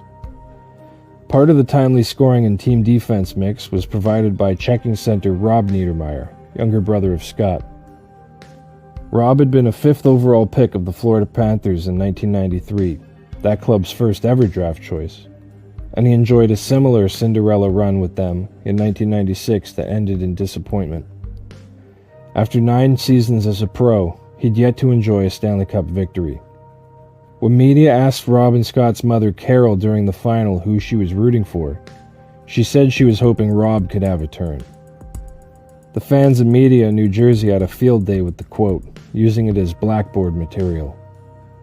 After the Devils won Game 7, the 2 brothers met in the handshake line. Scott told Rob, "You played like a champion," but it was little consolation. The thrill of winning a 3rd Stanley Cup that year was tempered by the thought that he had stood in the way of his younger brother's dream. The thought stuck with him. The other moment happened during the lockout. The Niedermayer brothers were able to play together for the first time while representing Canada at the World Championships in Prague. They roomed together. Carol even paid a visit. On the ice, things felt comfortable and simplified, like pond hockey. Canada won gold. The Niedermayers had a great time. This was arguably the moment that Scott figured out what his plan would be, though he still spent the summer dwelling on it. Disney had recently sold the Ducks to Henry and Susan Samueli. The deal had been completed just before the summer. The Samuelis brought in Brian Burke to be the new GM. Burke read the tea leaves. Niedermayer was one of the top defensemen in the league, and he was set to become an unrestricted free agent. Rob was also a free agent that summer, but he was restricted. Since the team already had him on the roster, it might pay off to make Rob happy. Burke visited Rob at his farm and made his pitch. He had a vision of how he wanted to build the team, but it involved signing his brother. He asked Rob what he wanted for the team. Rob said, "We've got to be tougher." Burke went out and acquired Travis Moen, Todd Fedoruk, and Kip Brennan, came back and said, "Is that enough?" Rob was satisfied. He agreed to a 4-year extension worth $8 million. The free agency window had opened on a Monday. Scott took a few days to listen to offers from Calgary, Detroit, Pittsburgh, and Vancouver, among others. For Scott, it came down to a choice between returning to New Jersey or joining one of two other teams, San Jose or Anaheim. Whatever team made the better pitch and had the better vision for the roster going forward is where he would sign. The Devils had the best offer on the table, but Niedermayer wasn't sold on their ability to go on another run. They also didn't have Rob in the lineup. On Wednesday night, he called Lamoriello and told him his decision. It was a tough conversation. Lamoriello went quiet afterward, but ultimately respected it. On Thursday, Niedermayer signed his deal. He agreed to terms with the Anaheim Mighty Ducks on a 4-year deal worth $6.75 million per season. Burke knew he'd just signed the most coveted free agent of the offseason. He said they had something to offer that other teams didn't. His brother. Then he said, "I can say to Mr. and Mrs. Niedermayer, you no longer have to pick a team when you're cheering for your sons." Before his arrival, the Ducks had made the playoffs 3 times in 11 years of their existence. On their cup run in 2003, they were underdogs in every series. Niedermayer provided an element to the team that they'd never had. He was a proven and consistent winner. He had the ability to turn a game on willpower alone. Just his presence in the locker room made a massive impact. Rookies Corey Perry and Ryan Getzlaf looked up to him. He didn't say much, but when he did speak, everybody paid attention. He was named captain. When the puck dropped in the 2005-06 season, the Mighty Ducks weren't considered legitimate contenders. But they made the playoffs, upset the Flames in the first round, then knocked out the Avalanche in the second. Sometimes it takes a guy like Niedermayer to show everybody else how to refuse to lose. The following season, Burke was able to trade spare parts and draft picks for Chris Pronger. There were arguably 10 legitimate Norris Trophy caliber defensemen in the league that year. Franchise-altering defensemen who were in their prime. Now, Anaheim had 2 of them. By the time the 4-year deal expired, the Ducks had dropped the word mighty from their name, changed their color scheme from eggplant and jade to black and gold, and the Niedermayer brothers had won a Stanley Cup together in 2007. Scott won the Conn Smythe Trophy. No other free agent signing has ever produced a Conn Smythe result within 2 years. On a side note, the only other free agent signing to win the trophy was Scott Stevens. Something to think about during the signing season. It was arguably the greatest free agent signing in the history of the sport, but it probably wouldn't have gotten done if it hadn't been for the presence of Rob. Rob had been acquired in a deadline deal in 2003. The Mighty Ducks were making a playoff push and needed to beef up their bottom 6 and add grit to the lineup. A decision that felt convenient in the moment ended up being the most consequential one the club ever made.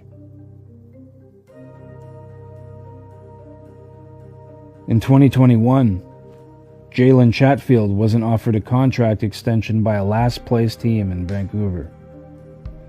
Less than 5 years later, he was a top-pairing defenseman of a Stanley Cup champion. Chatfield was a long shot to make the NHL.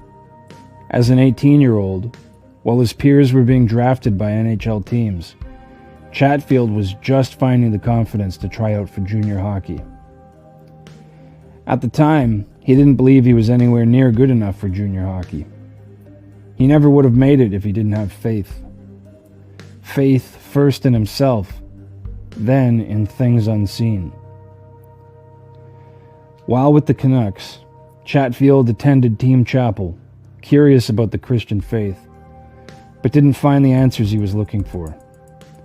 When he was not offered an extension as the 7th defenseman on one of the worst squads in the NHL, it provided a perfect opportunity to lose faith, but he didn't. When Carolina Hurricanes GM Don Waddell signed Chatfield to a 1-year, 2-way league minimum deal, it was to add depth to their AHL farm team. When he arrived at Hurricanes training camp, he was pointed in the direction of star defender Jaccob Slavin.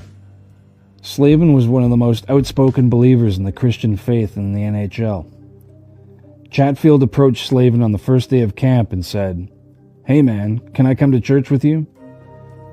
Slavin was pleasantly surprised. No one had ever approached him like that at the hockey rink before, though he had been challenged in his faith at the hockey rink. As a junior, playing for the Chicago Steel of the USHL, Slavin was already outspoken in his faith. But his coach sat him down in his office and asked him, "What kind of faith do you have?" Slavin gave the coach a puzzled look and said, "I'm a Christian." Coach wasn't convinced.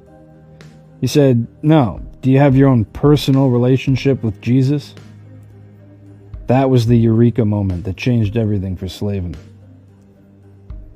"I really started to understand what it meant to be a follower of Christ," Slavin said. "It wasn't about anything I do or don't do, but it was all about the work of Jesus on the cross." From then on, Slavin started taking on the motto, "All glory to God." Before his first NHL preseason game, Slavin was nervous. He was worrying about management's evaluation of him. He was worried about the opinions of the coaching staff and the approval of his teammates. Sitting in his locker stall, Slavin opened up his Bible randomly, looking for a guiding word. He opened the book to Paul's letter to the Galatians. When he got to verse 10 of chapter 1, he felt a great peace come over him. It said, "For am I now seeking the approval of man or of God? Or am I trying to please man? If I were still trying to please man, I would not be a servant of Christ." Slavin took Chatfield's request as another opportunity to glorify God. Chatfield started attending the Summit Church in the Raleigh-Durham area with the Slavins. But as the season started, Chatfield split his time between the Hurricanes and the AHL farm team Chicago Wolves. He spent the majority of the season on the farm team, where he helped the Wolves to a Calder Cup championship. The next year, Chatfield made the Hurricanes full-time. He played 78 games during the regular season, and all 15 in the playoffs. When he had made the Windsor Spitfires as an offensive defenseman at age 18, it took him 53 games to score his first goal. By the end of the season, he'd won the team's Most Improved Player award.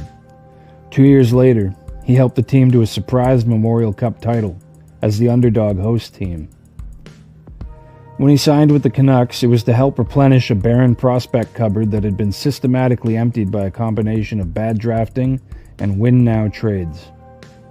After 3 full years with the Utica Comets farm team, he made the taxi squad during the bubble year and got into his first 18 NHL games, but was buried on the depth chart behind Tyler Myers, Nate Schmidt, and Jordy Ben.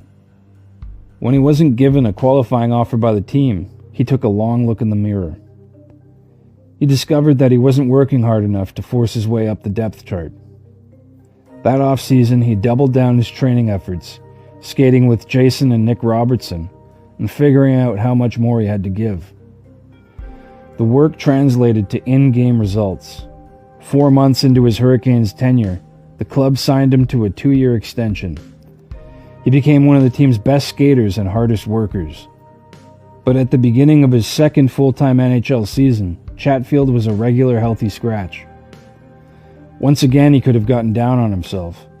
He could have become bitter against the team or coaching staff. Instead, he decided to keep working as hard as he could, pay close attention in meetings, and be ready for when his number was called. On November 22, 2023, after not playing for 11 straight days, Coach Rod Brindamore reinserted him into the lineup against the high-flying Edmonton Oilers. Chatfield rewarded the coach with 2 first-period assists and was never healthy scratched again. He discovered that the Hurricane system fit his style of play like a glove. His aggressive, in-your-face, and quick transition identity was exactly what the Canes needed in order to implement its hard forechecking, puck-pressuring, man-on-man defensive scheme. The more he played and learned the system, the more it fit his style, the easier it became. Before long, the system was second nature, but he still had a lot to learn from Slavin. On team plane rides, Chatfield and Slavin would usually sit in the back and talk about matters of faith for hours. Chatfield would ask Slavin difficult and unusual questions, maybe about dinosaurs and how they fit into the history of the world presented in the Bible, for example. Slavin would answer as best he could, but learn to distinguish primary issues from side quests. Dinosaur questions were of the latter variety.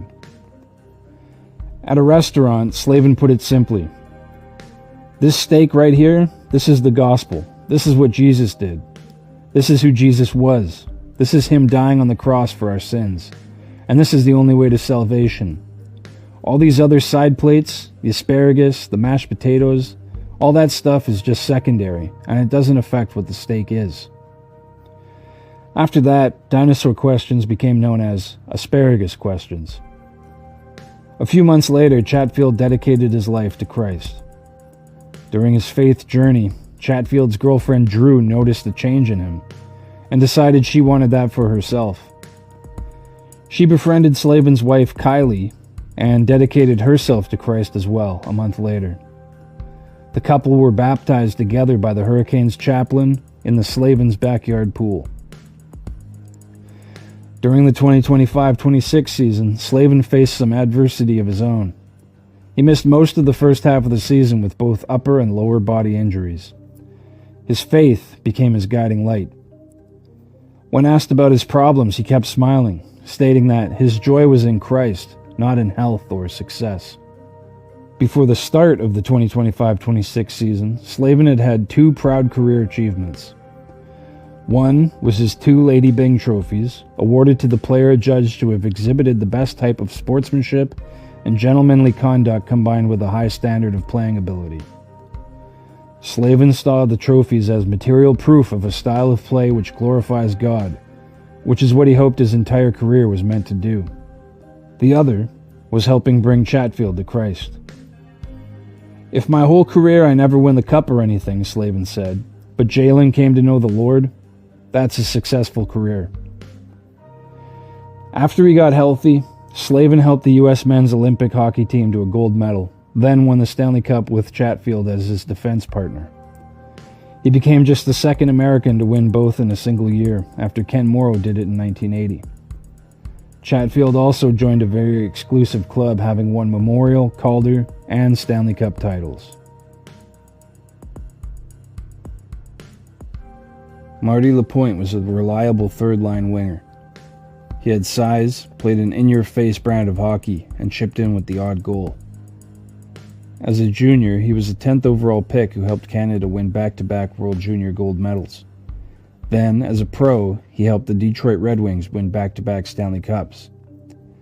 In the 2001 season, the Red Wings used him as a power forward on the power play, where he popped in 13 goals to give him 27 total on the year. It also happened to be a contract year.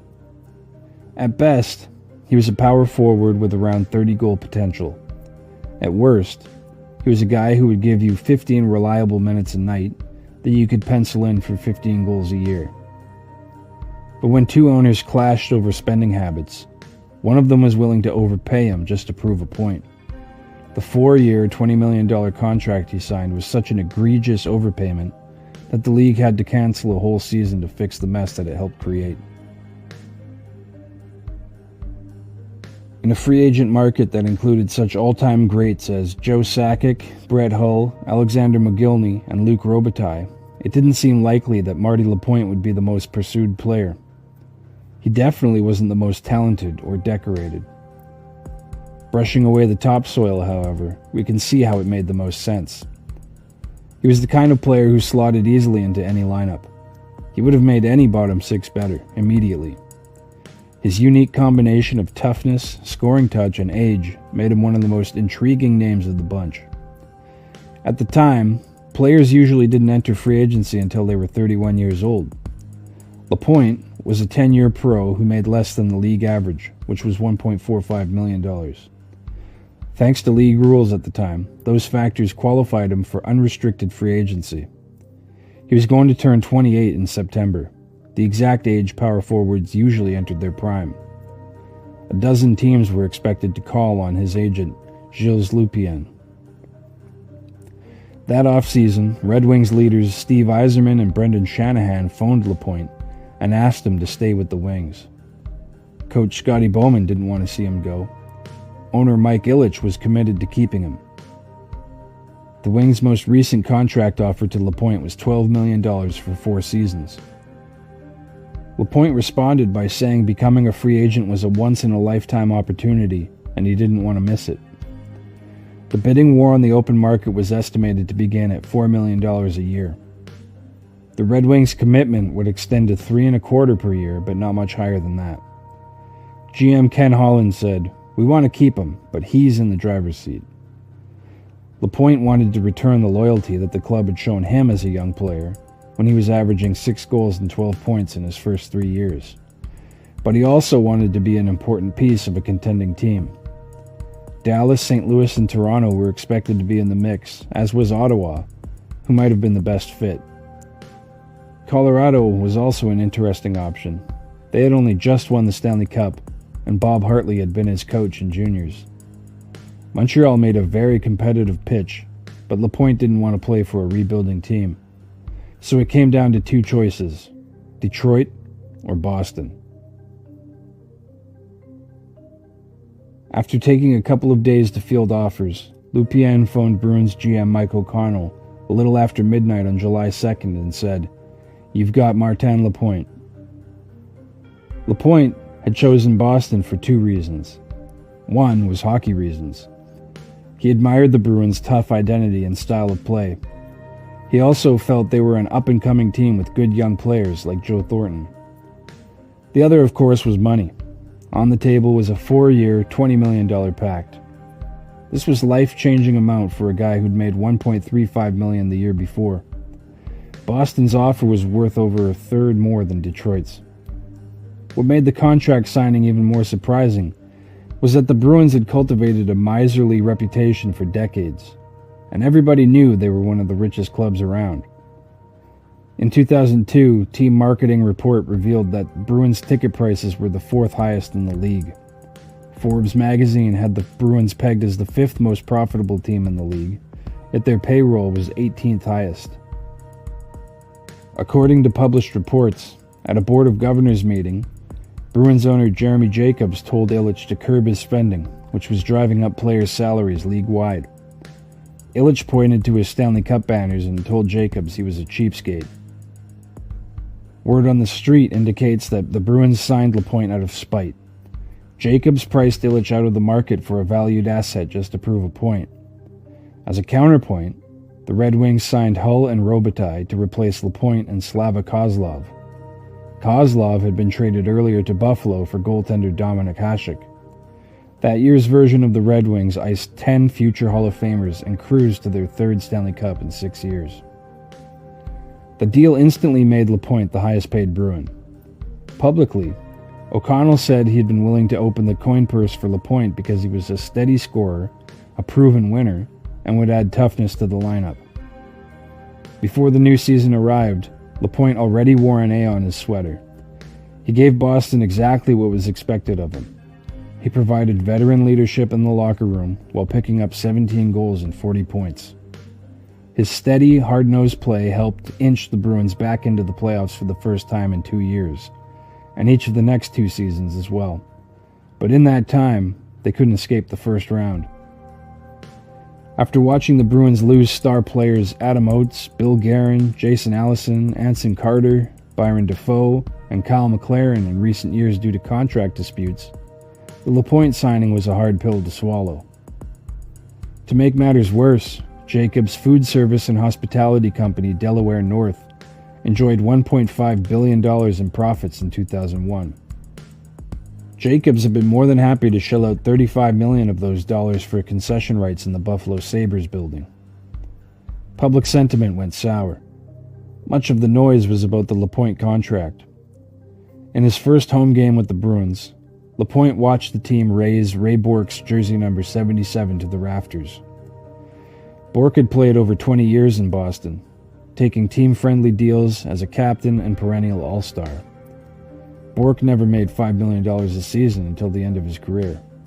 Even Gretzky's base salary was never that high. People noticed. Fair or not, it colored their perception of Lapointe. Fans saw top-line players around the league make less money than Lapointe, a third liner. Many thought that the money spent on Lapointe could be better spent on more skilled players, like Allison, Carter, and Guerin, for example. Fans weren't interested in hearing about a player's intangible qualities or X factor. They wanted tangibles. They wanted hope. Lapointe produced at an elite level for his role, but there just wasn't a way to justify spending that kind of money on a role player. Bruins president Harry Sinden stuck up for Jacobs anyway. Everybody but the people who run teams base performance on how many points you get or how many goals. Well, we don't. If he gets goals, that helps, but you have to look at the overall contribution to the team. Martin's a character person. He comes to play every night.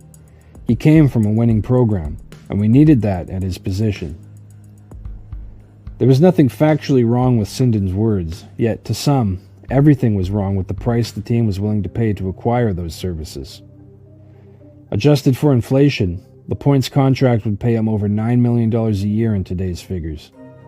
Today, 25 years later, third-line players who produce in the 30 to 40-point range make around $5 million a year. At the time, there was no externally imposed league-wide salary cap. The Bruins and all other teams operated within their own budgets and self-imposed salary caps. And that's where the problem was. Salaries, particularly in a non-salary cap world, had become an arms race. The big money teams of the world, like Detroit, fatted even further by expansion money from 4 new teams, were willing to go nuclear just to catch a small fish. When that happened, major market kingdoms threatened to create a talent gap which would make banana republics of the league's smaller market teams. Boston, and particularly owner Jacobs, were content to practice their troglodytic spending habits indefinitely. With that being the case, Bruins fans had a point of their own to prove, and stayed away from the Fleet Center in droves. One game saw fewer than 10,000 attend. Things had gotten to a contentious pitch. In 2004, the owners and players union couldn't agree on a new deal. Players didn't want to lose the billions in salary that most teams couldn't afford to pay to begin with. And so, the entire 2004-05 season was lost. The labor dispute stretched even into the summer of 2005 before all the numbers could be crunched and a resolution put in place. To be clear, I'm not insinuating it was Lapointe's fault that he was offered an enormous contract, nor am I insinuating that the lockout was caused by Harry Sinden, Mike O'Connell, or owner Jeremy Jacobs, but reckless spending in general was a major factor. However, the Lapointe spike contract did contribute to the conditions that were accelerating salaries and creating a 2-tier system that had to be dealt with eventually. There is a positive outcome to this story, however, on the human side of things. Marty Lapointe was every bit the character guy he was billed to be. When Bruins training camp opened in 2003, an unexpected opportunity was waiting for rookies and young players. Boston had hired Mike Sullivan as its new head coach, an NHL rookie himself, only 2 years removed from his playing days. In an unusual move, Sullivan told the room that 4 or 5 roster spots were open to young players. Rookie center Patrice Bergeron didn't have much of a chance, but he found a rabbi on the team in Lapointe. Lapointe took Bergeron into his home and helped ease his transition from life in the Quebec Juniors to a major American city. Lapointe showed him the rhythms of NHL life and made the adjustment manageable. Bergeron survived the initial roster cuts and appeared in exhibition games wearing number 56, a club-assigned number. Sullivan paired Bergeron with top-line center Joe Thornton's regular wingers, Glenn Murray and Sergei Samsonov. Bergeron proved he could play with top players and keep up, with the trio scoring multiple times over 2 games. His instincts, with and without the puck, carried him through the remaining cuts. It looked like he was going to earn one of those roster spots. When Lapointe asked what number he preferred, Bergeron said 37. Lapointe pulled some strings.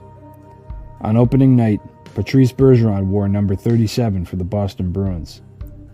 There's no telling what intangible impact Lapointe had on Bergeron. Lapointe gave him what he needed to succeed. When the lockout ended, Lapointe had signed a new deal with the Blackhawks, but Bergeron remained with the Bruins. He not only remained, but he thrived. Bergeron proved he had what it took to be a professional, and eventually, a champion. It's impossible to say what Bergeron's early career might have looked like without given an opportunity by Sullivan and being taken in by Lapointe.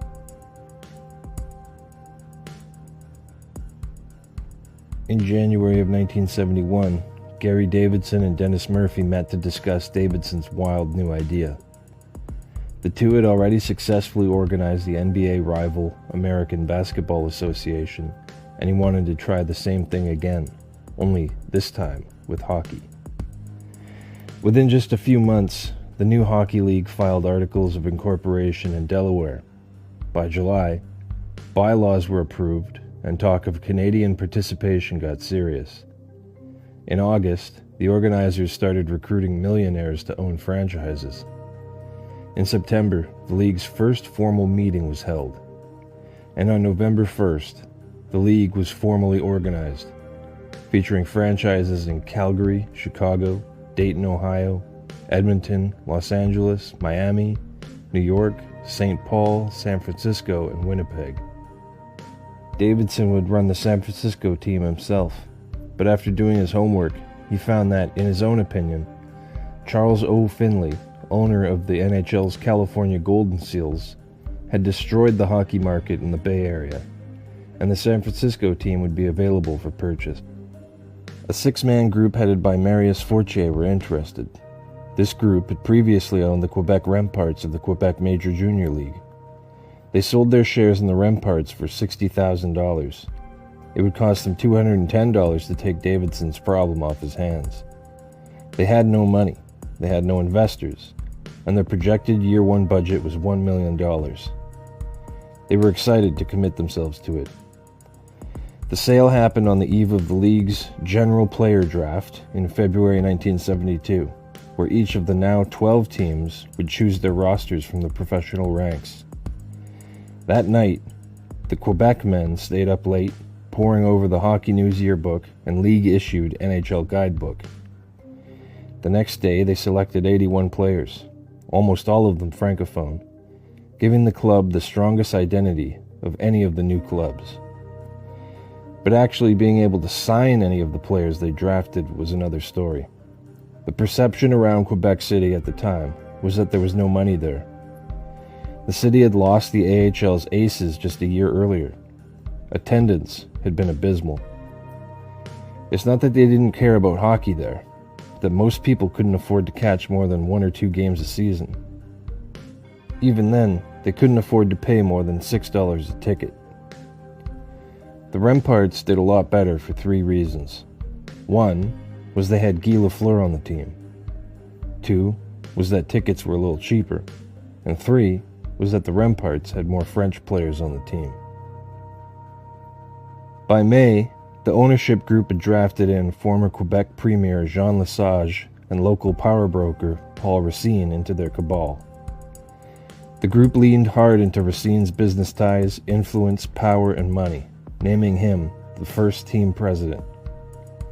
The respect he commanded also helped change perception. Few locals had faith that a handful of hockey guys in a small market could keep a big league team afloat, having to deal with big league contracts, or attract the kind of talent that might take eyes off the powerhouse Habs. But with Racine's involvement, nothing seemed out of reach. It turned out the first place the club reached for was right off their neighbor's shelf. In July of '72, at a press conference held at an indoor shopping mall, the Nordiques announced the signing of J.C. Tremblay. Tremblay was a 13-year veteran of the Montreal Blue Line and was set to join Team Canada at the Summit Series.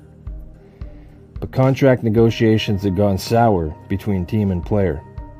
Tremblay felt that Sam Pollock and the Habs were attempting to both lowball him and rush him into signing. The rumor was that Racine and the Nordiques had offered him a 5-year, $1 million deal. Neither the team nor Tremblay wanted to discuss the numbers, but Tremblay signed Quebec's offer. He said the move was for his family and would ensure his future. Fans in Montreal had long criticized Tremblay for being too fancy in his own end. Now he was gone, and some wanted blood. Hockey Canada had a deal in place with the NHL that all camp invitees had to be signed to an NHL contract when camp opened. Tremblay, like newly signed Bobby Hull of the WHA's Winnipeg Jets, were no longer welcome with Team Canada. When asked to comment, all Pollock had to say was that he still considered Tremblay to be Canadians' property. Maurice Rocket Richard was at that press conference with the Nordiques. No one was sure what he was doing there, other than lending his support. The rumor had gone around that Tremblay was going to be a player coach with the Nordiques, but he adamantly denied it. It turned out that the Rocket was signed on to coach. That alone captured the imagination of some. Rocket Richard was such a beloved figure in the province of Quebec that many would come out to Nordiques games just to see their idol behind the bench. They were in a tough market to crack, but somehow they were going to make this work. On paper, they weren't much to look at. There was Tremblay and the reigning Memorial Cup MVP, Richard Brodeur, in net. The rest were mostly farmhands and cast-offs. For some players, this would be their first real opportunity. For others, it was a shot at redemption. Richard only lasted 2 games behind the bench before doubt and anxiety prematurely ended his tenure. But something unexpected happened. The fans kept coming out anyway. There was just something about a full team of overachieving francophones that arrested the attention of the city. That year, they missed the playoff cutoff by only 3 points in the standings. Tremblay led in scoring with 89 points. They made another head coaching splash when they signed former Habs great Jacques Plante to a 10-year deal. They went out and signed a couple more NHLers in Réjean Houle and Serge Bernier. The team improved by 9 points and even finished 2 games above 500, but were still 1 point shy of making the playoffs. Along the way, however, the team had picked up a reputation for being soft. The perception was that some of the guys would miss a game because of chapped lips. Despite their shortcomings, Le Colisée was one of the best attended buildings in the WHA, with nearly 8,000 showing up nightly. It doesn't sound like much compared to 17,000 at the Montreal Forum, but the Colisée could only accommodate about 10,000, and most WHA teams struggled to sell more than 6,000 tickets a night in bigger arenas. Compared to the AHL Aces, the Nordiques were a runaway hit, but they were still losing money. At a team shareholders meeting in May 1974, Plante resigned as coach and GM, and Racine resigned as president.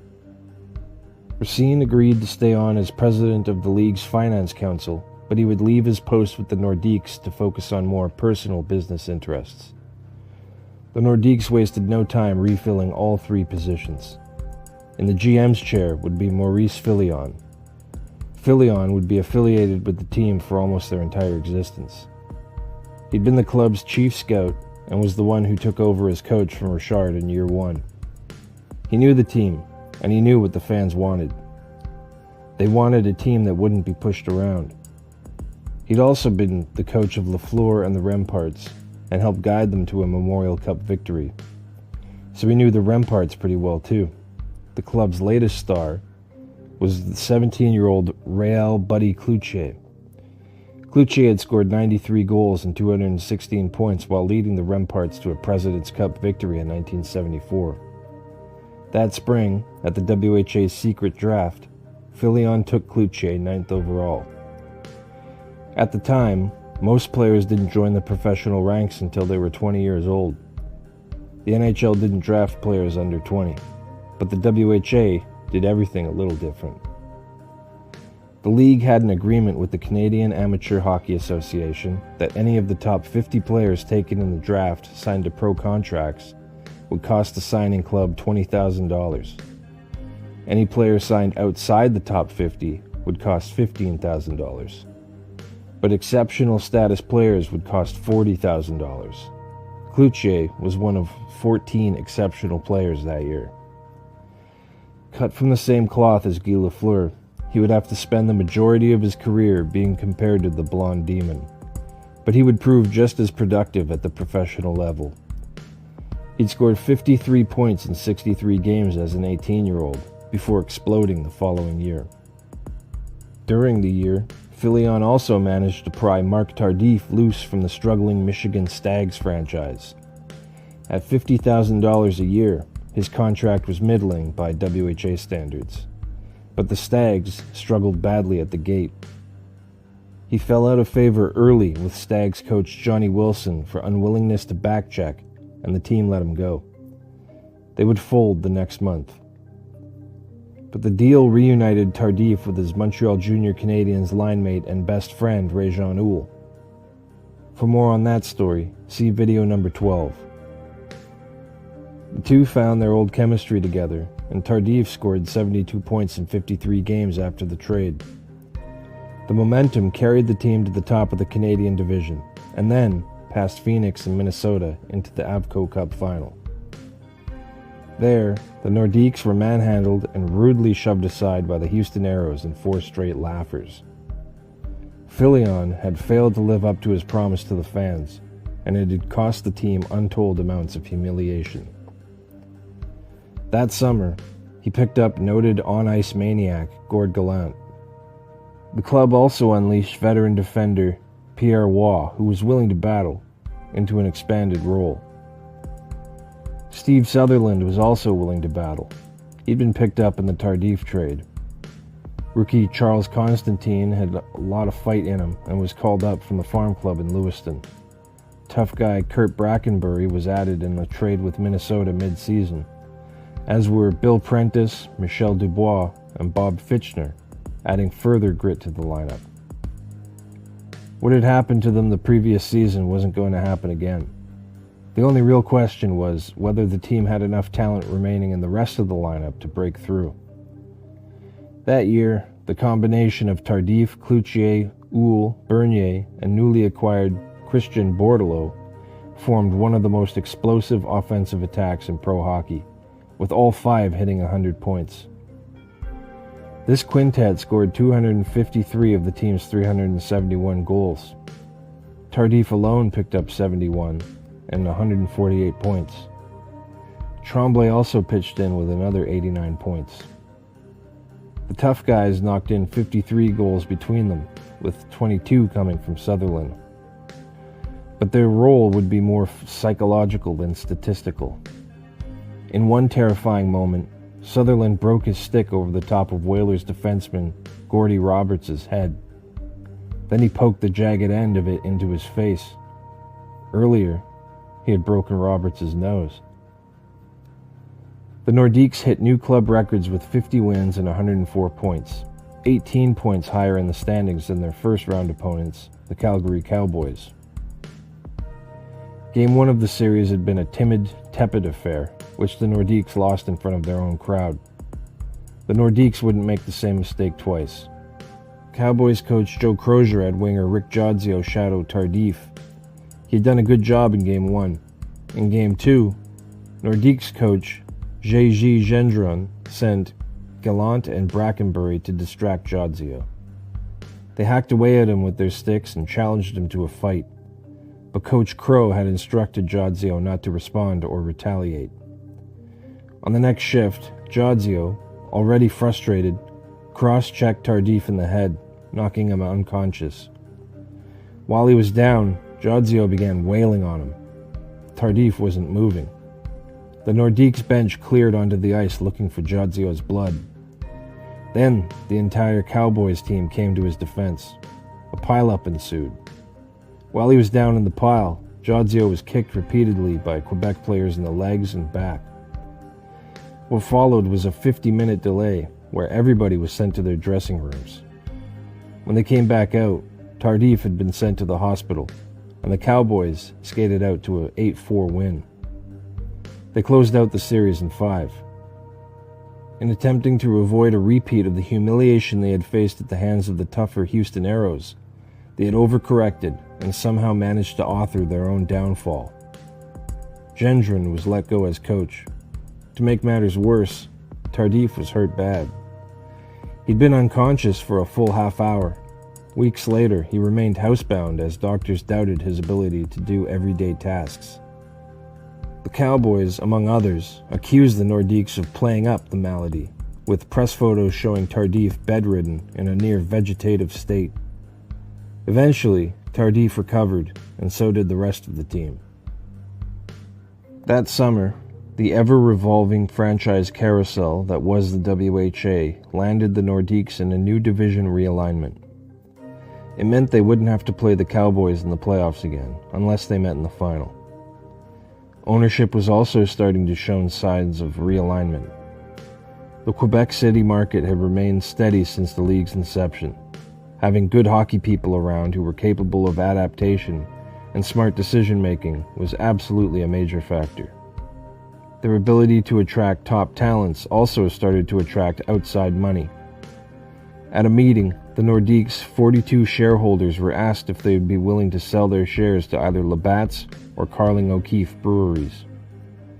Labatt was interested in purchasing 50% of the team's stocks, while Carling O'Keefe wanted 51%. Labatt's had recently purchased 45% of the new Major League Baseball club coming to Toronto, while Carling O'Keefe had bought the Toronto Argonauts of the Canadian Football League. Softening Canadian laws would now allow advertising and promotion of alcoholic products during sporting events. The breweries were interested in buying sports teams for the publicity. Carling O'Keefe had an upper hand. Nordiques' chairman of the board, Jean Lesage, was on the board of directors for Carling O'Keefe. The Nordiques had operated at a roughly $1.2 million loss since the team's founding, but announced a $100,000 profit at the meeting. The shareholders, who still cared about the team, were open to a good, sound offer. None of them owned as much as 10% of the team, but it wasn't hard for Carling O'Keefe to gather the stocks piecemeal. In the background, talks of an NHL-WHA merger were ongoing. An NHL expansion fee at the time was expected to be $3 million for WHA clubs. That summer, Uhl jumped ship back over to the Canadiens, where he had a much reduced role on arguably the deepest roster ever assembled. His spot in the Nordiques lineup was filled by Christian's brother Pauline Bordelot, who, on a side note, scored the first playoff goal in Vancouver Canucks history.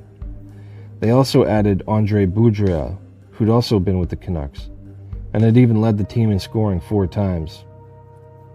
The Nords hired Marc Boileau, late of the Pittsburgh Penguins, to coach the team.